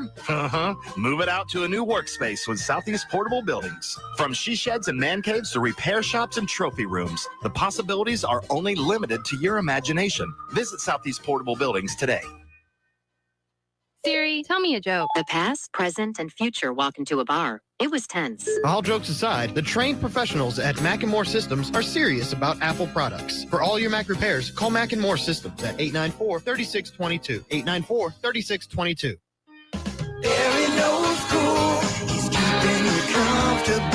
This is Kyle, Service Manager from Barano Heating and Air. Schedule an appointment from your mobile device to learn about our Total Comfort Service Program. With guaranteed same-day service, 15% off necessary repairs, and $25 berry bucks to use towards air filters and other products. Turn to the experts at Carrier and Barano Heating and Air. Any day, anytime, anywhere. Online at baranoac.com. Florida license CAC 1816-186. For over 5 years now, McGowan's Hops and Grapes out in Bannerman Crossing has shown us not only what excellent service is, but what excellent food is. They've got their bacon flights, they have their shareables, they have their BLTs. Yes, I said BLT, I didn't stutter. They also have a tremendous draft beer selection and a fantastic wine selection that the owners pick out personally. McGowan's Hops and Grapes is the place to go. Great food and great people. Go visit them today out in Bannerman Crossing in Northeast Tallahassee.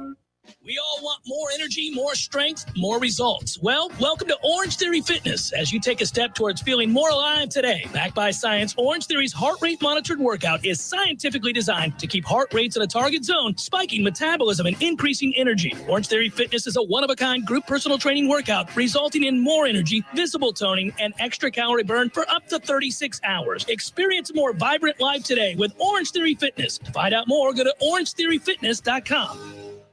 Jeff Cameron Show is a production of the Warchant.com Multimedia Network. Check out Warchant.com today for the latest news inside Florida State athletics. That's Warchant.com. Now, back to Jeff on Real Talk 93.3.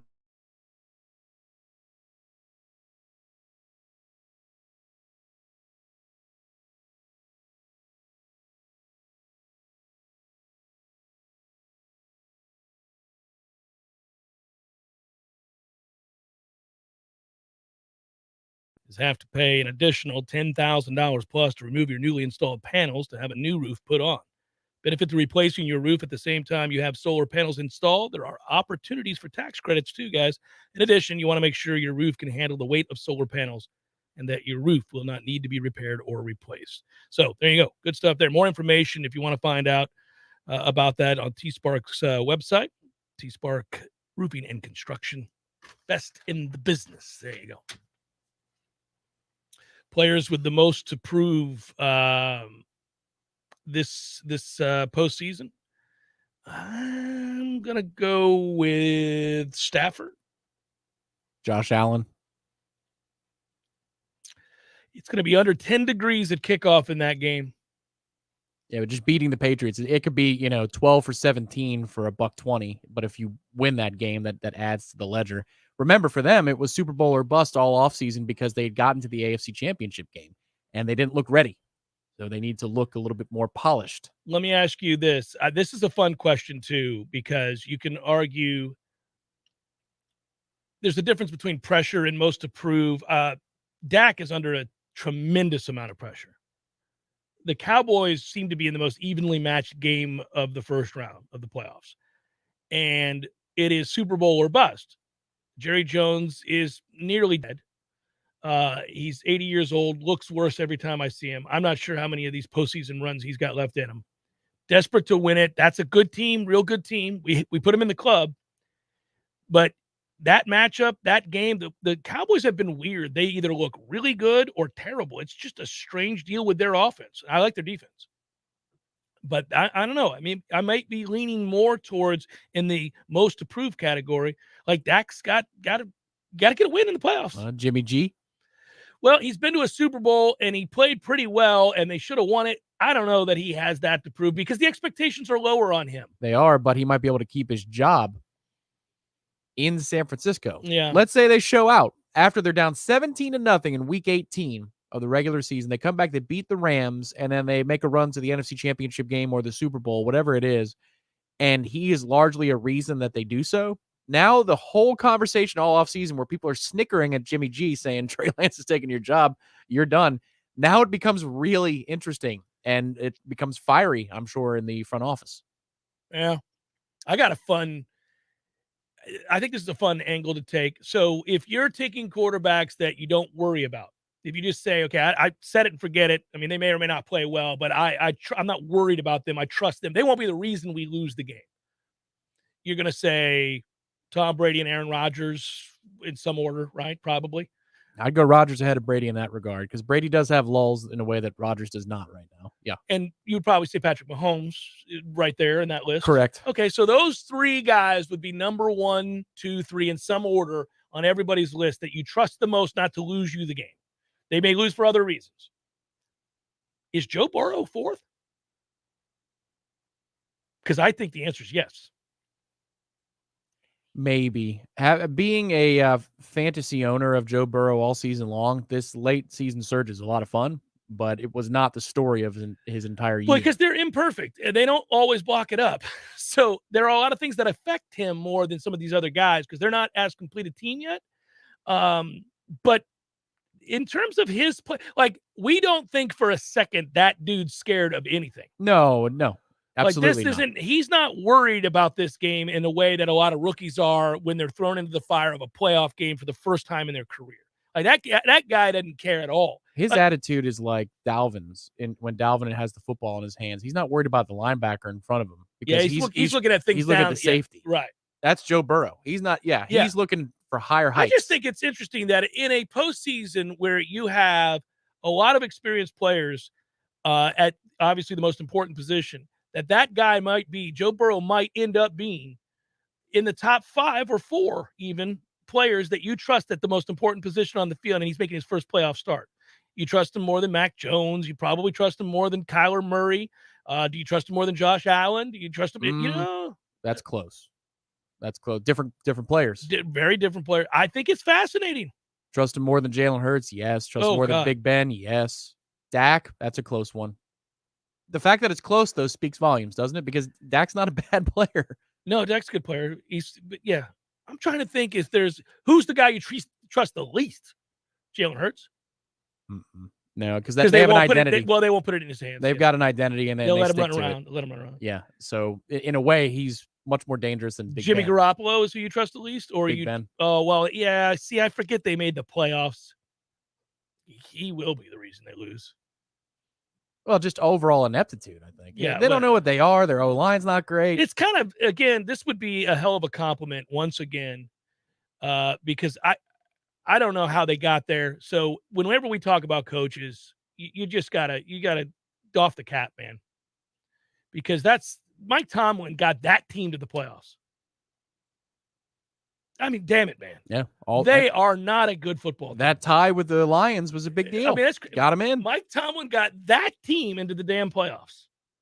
That is a miracle. Sometimes your best coaching job isn't, taking your team to the Super Bowl. It's finding a way to get to the Super Bowl. I mean, finding a way to get to the playoffs when you have a team that should have lost 11 games. That is shocking. Here's an interesting player about do you trust, do you not trust? I mean, I know he's not on the top 3 list of people you trust the most, but Carr, what the hell is he? No, I trust him. That dude is tough. He's nothing if not really tough and finds ways. I mean, do I want him as my franchise quarterback over a number? Could he be the reason they lose on Saturday? He could. Carr could be the reason. I think it's unlikely. Some of their defensive numbers are dreadful. Against the pass, some of their defense, they finished 26th in pass EPA allowed. Some of their numbers are bad. I know this because of the gambling stuff that I do. I'll look at those numbers.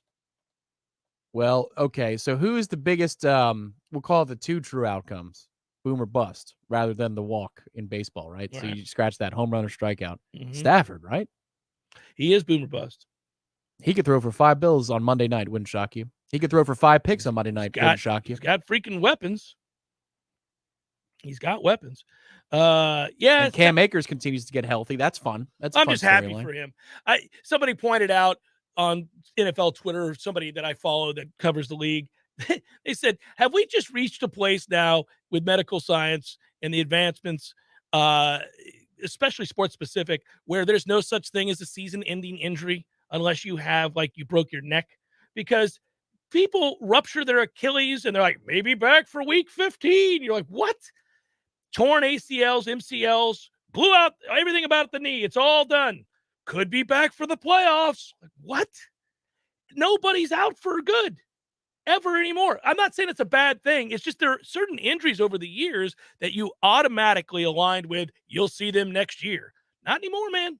All right, so take your Bucks hat off for a second and just put on an NFL fan's cap for entertainment purposes only. Who is the one player in the entire field of the AFC and the NFC you would like to see have a historic run to a Super Bowl, production-wise? Is there a player who you love to watch, you'd say, man, it would be great to watch this dude break records on the way to his team getting to the Super Bowl? Doesn't necessarily have to win it. You're gonna bristle. I really love Joe Burrow. Just love him. Again? I love him. Like, you wouldn't answer Jamar Chase there instead? No? No, I like Joe Burrow a lot. That dude is just... All right, we've discovered something today. Listen, he's my on-the-table guy. Like, I love a dude who's not afraid to just right there. See, my answer would be Derrick Henry. I would love for Derrick Henry to rush for 225 every week. That would be amazing. That's my mom's favorite player. You and her get your Derrick Henry jerseys and celebrate his success. It would be so cool. I like Derrick Henry, but it's not like he didn't have some success in college, Tom. He's all right. He's won some things. I don't know. What if my man? You can say the same thing about Joe Burrow. I got it. Sure, yeah, but I mean, what if Derrick Henry ran for like 800 yards in the playoffs? That's awesome. I mean, he's amazing. Yeah, he's listen, on the short list of your favorite players in the National Football League, Derrick Henry is on my top 5 list as well. I love watching him play. He's a throwback player. There were eras of like Christian Okoye and all those guys, Nigerian Nightmare. That I love that stuff. That is hilarious. There it is. The Space Eater has spoken again. He's going to say Joe Burrow, and he nailed it. Yeah, that's correct. That's the answer to every question. Who would hurt you the most to not have a good postseason? Joe Burrow. Hold on a second. I can't, I'm not allowed to celebrate the first guess prediction that's correct. I'm not allowed to tell everybody who, before the draft even happened, the number one guy you got to get if you need a quarterback is Joe Burrow, and then have that be absolutely true. And he did it with a franchise like Cincinnati, where once the pick happened, we went, man, it's going to really test my boy Joe Burrow because it's Cincinnati. And he did have the injury. And he immediately proved me and many others, most importantly, Cincinnati, 100% correct. All right. What's your dream Super Bowl matchup then? Does it include the Bengals? No, I don't need them. I'm worried about him. He's good, man. I don't want to deal with that. Right. My dream Super Bowl matchup would be for the Bucs to face the Steelers. That is 100% my dream matchup. Bucs Steelers, get ready for a third Super Bowl victory and another lopsided ass beating, because that's what that would be. That is fun. Hey, we really quickly want to thank our friends on Redemption Thursday, Metro Deli in downtown Tallahassee. Nearly 2 decades, Metro Deli is serving up the best breakfast and lunch in downtown. Go see Rob and the fellas, our boys, at 104 South Monroe between College and Park, online at metrodeli.com. Sorry, Deli Tally. It's kind of fun to say. We'll solve for the future with my friends from ISF in just a moment.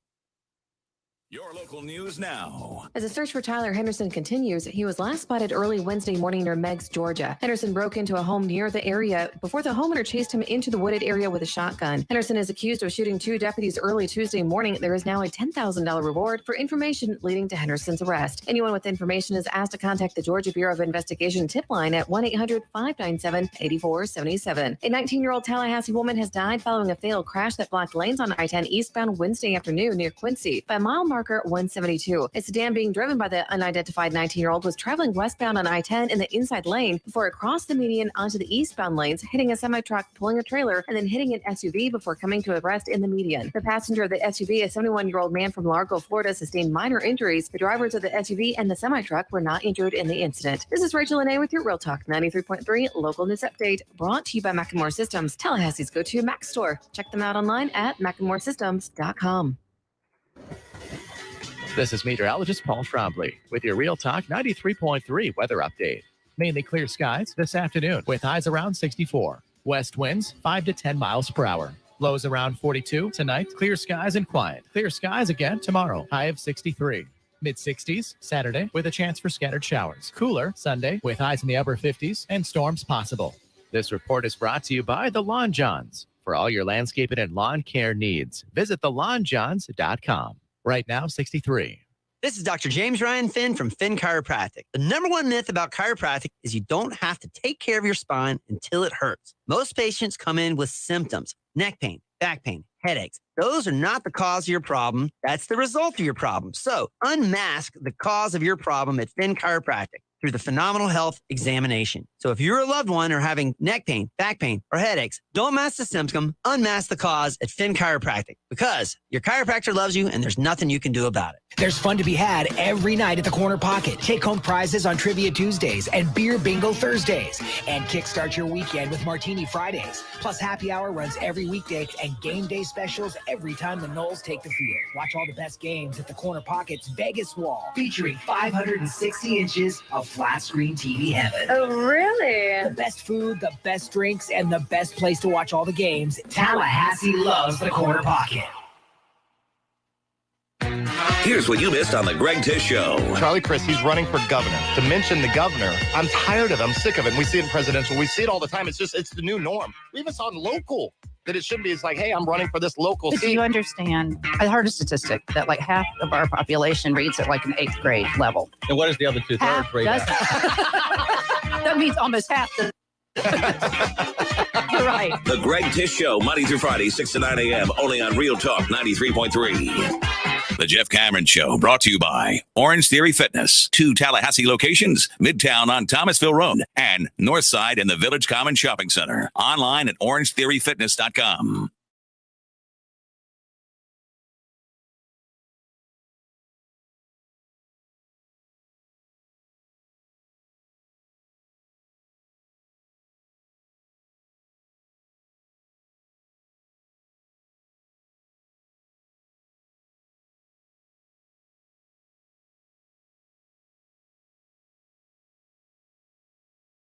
That is just a fantasy golf lineup meant to win money. Okay, so this is a bet.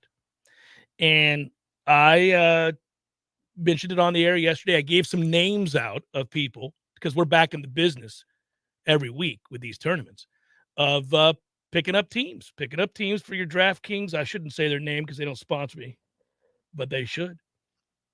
Anyhow, your DraftKings lineups for these weekly golf ventures. And, you know, I told everybody that it's on Bermuda, got to find horses for courses. It's a flat course. The Sony Open's played on a very, very flat course there in Honolulu. And they got smaller greens, much smaller greens. So you got to find you guys that pretty flush and accurate with the irons. So we did all that. I'm going to refer to it in a moment. But first, I want to tell you that we're solving for the future here. I'm helping you solve for the future like my friends at ISF do. That's right. They do it. ISF is an IT and strategy firm. So that's what they do first and foremost. And for 40 years, they've served state government and business clients, not just here in Tallahassee, not just in the state of Florida, but across the nation. And they're experts through government processes. They've worked with government agencies across the country. They've unmatched expertise in developing strategies. They evaluate, they refine the process. They implement the technology solutions that you need, because you're smart and you want to do amazing things and you have big visions and you have goals just like everybody does, and you work hard for that future and you work hard to move your agency forward, but you need somebody to help you be more efficient and navigate that. There are unique challenges that are inherent to government operations. That's why you need my friends at ISF. Learn about them. Learn more about them. Check them out, isf.com. I solve some of your financial woes by giving you the greatest insight to fantasy golf, tournament to tournament, that really I think can be found. I'm not sure there's anybody better than me at this. In the last year, I've emerged as an elite player in the fantasy golf lineup field. The country doesn't know this because I don't often toot my own horn, but you know it to be true, Tom. Not often. So all jokes aside, I am pretty good at it, and I'm getting better, and I've kind of nerded out on this thing. Some people nerd out on NBA numbers, and they have a lot of fun with those plus-minus numbers and everything else that's been involved. That's been the huge thing in the last I don't know, 10 years, that's become a thing. I'm telling you, I dive deep into these fantasy golf numbers. It becomes fun for me because you really can. The horses for courses thing is 100% true, man.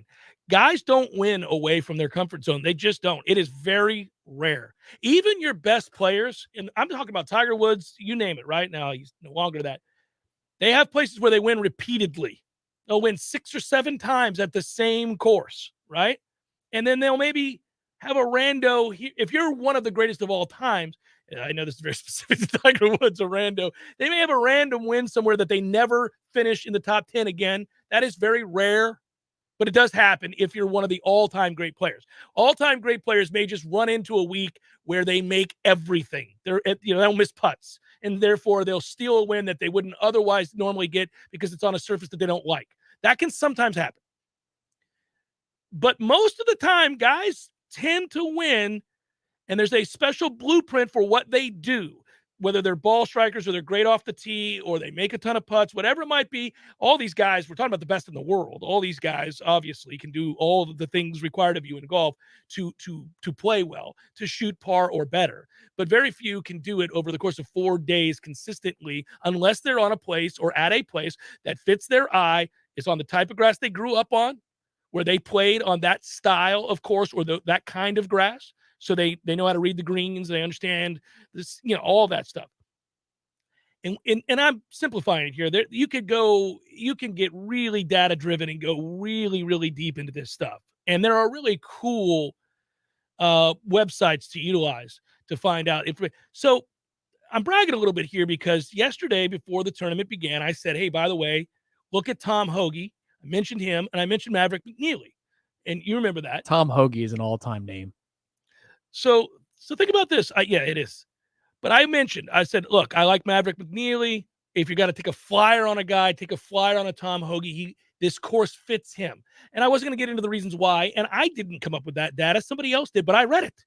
And I read through, and it made sense to me. And then I applied it to some other guys. And what I like to do is I take samplings of about 4 or 5 guys that do a really good job of breaking down those numbers and how to use them, right? How to apply them. So this is how we're solving the future with my friends at ISF. You're utilizing that, and then you're putting together these lineups, because the key to these lineups is not that you're going to take the 1 seed, the guy that everybody's going to take. Everybody's going to take, some version, let's say, of Cam Davis or somebody like that, right? Or Hideki Matsuyama or somebody that has course history there that is ranked in the top 10. So you're not going to be able to separate yourself from your other competitors because they're all going to take those guys. Where you win these things are the Tom Hoges of the world. You've got to find these guys that you've maybe never even heard of, or guys that are trending or love the course. Tom Hoge's tied for 4th, 1 stroke off the lead. Tom Hoge is. Maverick McNeely is tied with Tom Hoge. Guys, I'm here for you. Is it a Thursday only thing, or is this a 4-day of thing that I've done both. I've done both. Right.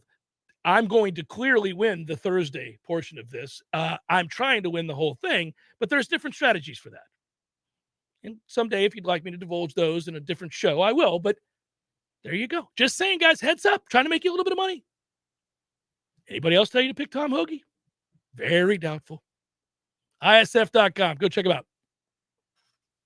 Our friends at ISF want to wish you a very happy new year. Listen, you want to do amazing things. You have big visions and goals for the future, and you work hard to move your agency forward while navigating the unique challenges inherent in government operations. ISF understands. They're a national management and IT consulting firm serving clients across the country. As we turn the page to another year, ISF reminds you to think big and stay focused on your goals for the future. ISF, your vision, our expertise, solving the future. Visit ISF.com to learn more. Stuck in an expensive timeshare contract and feel like there's no way out? I'm almost at $10,000 in 4 years. I've never traveled anywhere. They made this sound that this would be a really good deal, that I could go anywhere, anytime I wanted to. That never worked out. I'm Chuck McDowell, CEO of Wesley Financial Group. I've helped thousands of people get rid of their timeshares. I know all the tricks because I'm embarrassed to say I once worked in the timeshare industry. We've saved suffering timeshare owners millions in debt and maintenance fees. When you're approved as a client, I guarantee you a 100% success rate. We'll get you out of your timeshare, eliminate your payments, and get them off of your back permanently. I honestly would recommend that you call Wesley Financial. They will help you. Call Wesley Financial Group now for your free information kit. If they can't get you out of your timeshare, you'll pay nothing. Call 800-600-9595. 800-600-9595. That's 800-600-9595.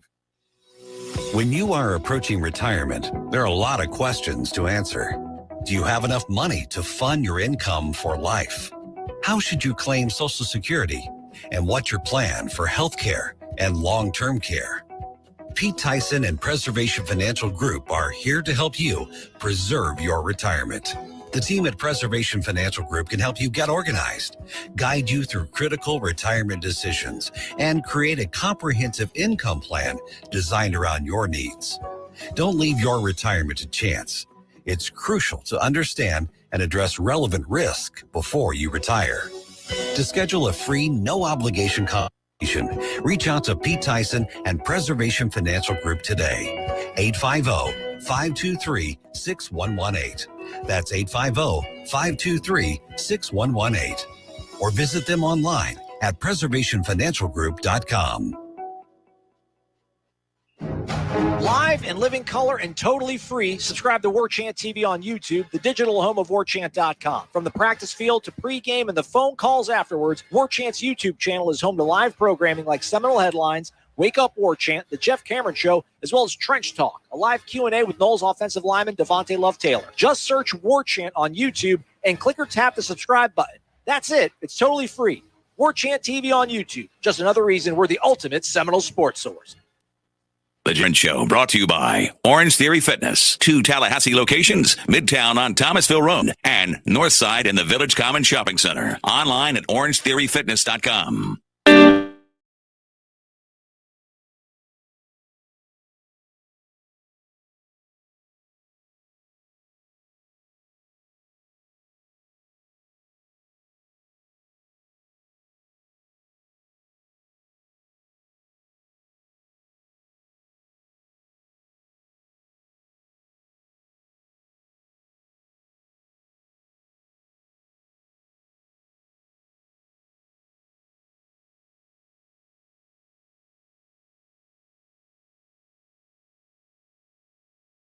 Much in fees that you're paying in your IRA or 401k? Well, our friends at Preservation Financial Group are asking the question.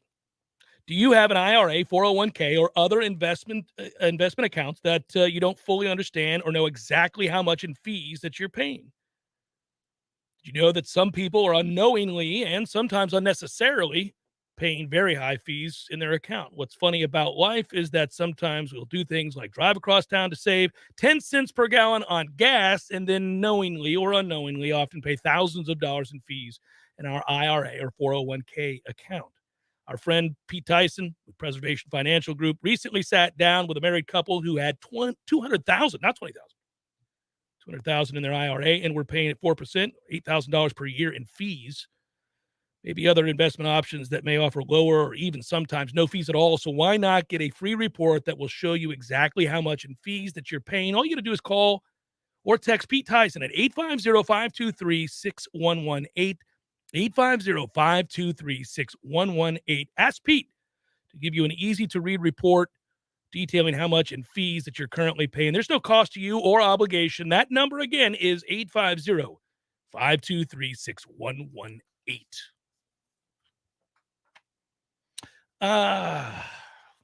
Thank you, Will. Yeah, the NFL is fun right now. It really is. It got to a place. And thank you, Marcus. Happy Redemption Thursday. You're riding with my wagers this week, but I have to tell you, Marcus, as far as the $14 you trail your father in weekly bets, I really think you ought to jump on the 6-point teaser I gave you, but I don't know how that works in your pool. I don't really, I gave you the Bucks minus. You could take the 6 points and tease down the Bucks spread to -2.5, so you're under a pivotal number like 3. And then for the Chiefs, you tease it down under a touchdown. So you get that under the 7 to 6.5 and hope like hell the Chiefs are able to pull away from the Steelers, which they should easily be able to do. But it's the playoffs, so we'll see. I like that a lot. I kind of like the over 51 in that 49ers Cowboys game. If you're looking for some more action, I think I'm going to go over on that.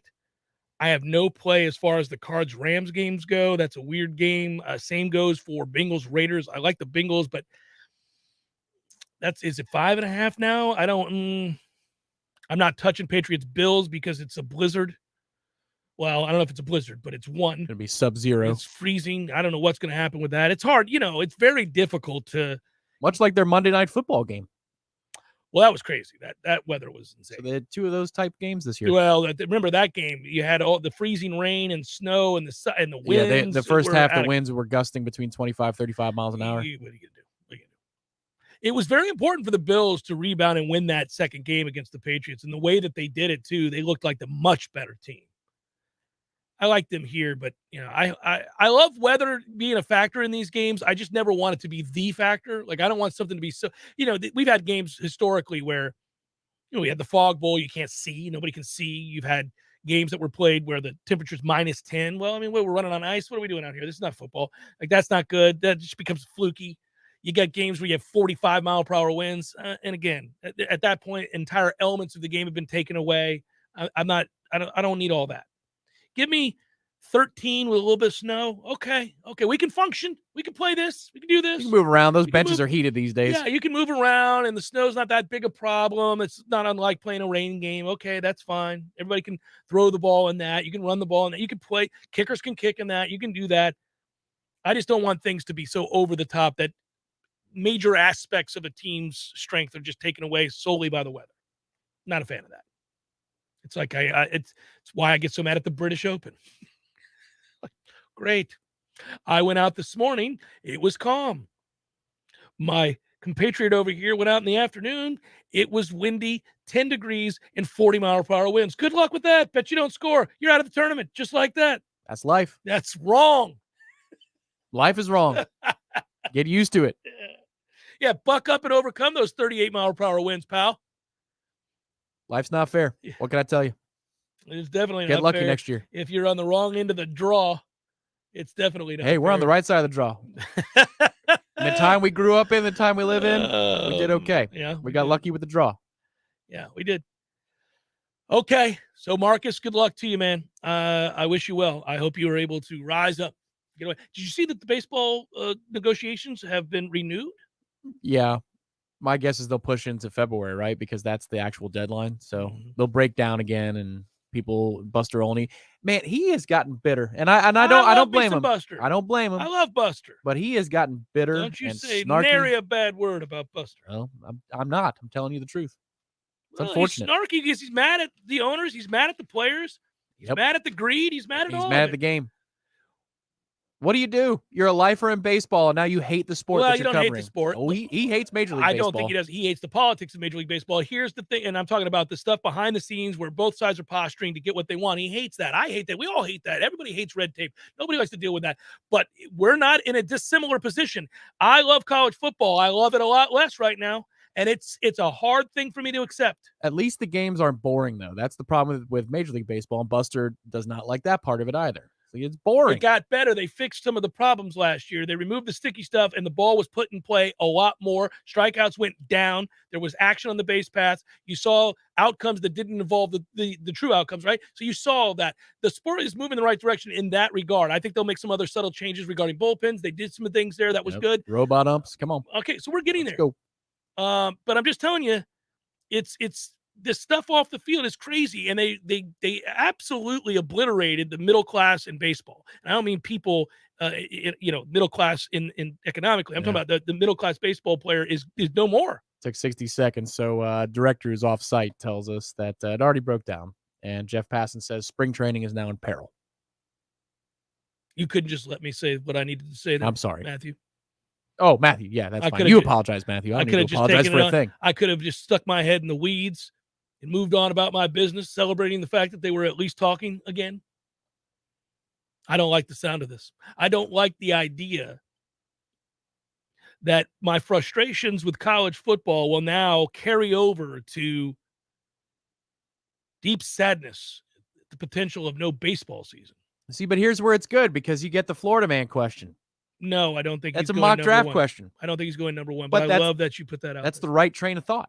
Mock drafts. Evan Neal probably goes number one. He just declared today. Good. Leave Alabama. All of you. Every one of you. Leave Alabama.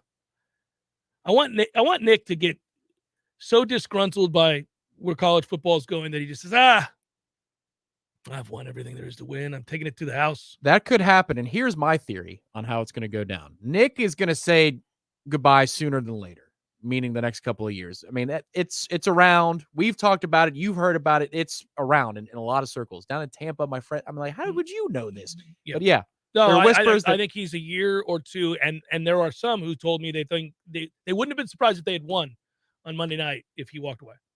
He might still. I'm not saying that I know anything there, but here's the thing. If and when he retires, he could be, if he wanted to be, the czar of college football. That's it. Who is going to say no to Nick Saban? The problem is you don't want that because he's been in the SEC so long now. I think he would always lean. He is leaning heavily against the current NIL Wild West way of doing things because he knows Alabama can't compete dollar for dollar with the Texas schools and some others. So he would help rectify that issue immediately. They're not going to be hurting. I mean, they've got enough lunatics, and he's made them so much money now that they could absolutely compete. Now, you're talking about 20 years from now, maybe not, but the SEC makes so much money right now with their contracts. And by the way, that league is getting more dominant, not less dominant. The nightmare for the rest of us college football fans that don't give a damn about the SEC or whose team is not in the SEC is it's realizing even more before your eyes every week and month that goes by. That financial gap between that conference and everybody not named the Big Ten. But the Big Ten is saddled by, obviously real problems with geography. Ain't nobody racing up to go play at Illinois. Nobody's racing up to go play. It's freezing. They will for a payday, though, and they're about to have a lot of money to spend. Well, they're freezing. So if you have a choice between two really rich institutions, one is it's 7 degrees in the winter and the other it's 70, I'm going there. And so the SEC's gap continues to grow. So you don't think that Nick Saban would do right college czar things, for the betterment of the game? I think so. I think he's petty enough to just say, well, that worked for me, but now we got to change things. Like, I could see that. It's possible. I'm not going to throw words around like integrity. I think he would be steadfast. What's he, 70? Yeah, he's perfect for it. He's got the clout. I want younger, forward-thinking, 55, 58-year-olds. I don't need somebody who's on the verge of losing it. Who has the clout to win that PR battle with college football coaches more than Nick Saban? How are you going to get anybody to agree upon any of this stuff, man? I mean, so you've got votes that are going to happen from all of the Power 5 conferences, and the Big Ten people are going to want a Big Ten guy. The Pac-12 people, very little say, are going to want a Pac-12 guy. Right, but if you've got a smarmy-looking 55-year-old who is forward-thinking and he presents himself on TV in a debate forum, smarmy. Well, that's forward-thinking. That's how they're perceived. Forward-thinking people, especially in the world of college football, that'd be a tough sell. But if you've got Saban stumping for real change and reform to the system of college football, that's a tough. If you're going to the 3-box format to debate on ESPN, that's a tough debate to beat Saban on. They got it. But it's a lot more than just what we're talking about with the NIL. We're talking about grouping up the Power 5, programs, leaving conferences, and all of that. Yes, he could lead that charge. Because I do think a czar of college football would have told Texas and Oklahoma, no way, no how. This is not good for the game. Well, unless you're going to, make yourself one giant league or 2 leagues that meet in the playoffs, that kind of a thing, where you've got 32 teams in each league. 10 seconds. Here we go. We'll carry this over later. North Florida Payroll Services, our boys, locally owned, nearly 15 years, offering payroll, HR services. You know that. Head to northfloridapayroll.com. Need a pick for tonight, Tommy? Cue it up. Hey, Big Daddy, having some Red Russians tonight? We'll know in about 47 seconds. To an open wing. It's picked up by Dowdy, an empty net. He scores. Hot damn, Big Daddy's done it again. Red Russians all around, Teddy. All right, Big Daddy. I got a pick for you. Here you go. Arizona, Colorado basketball under 150 for the total. Bet it. I took care of you last night by a half point with Virginia. You got a game? Tampa Bay -1.5 in hockey. That's a +105 provision. I love the odds. They're hosting Vancouver. All right, I'm in. Good work out of you. Thanks, Matthew. Be well, everybody. Peace.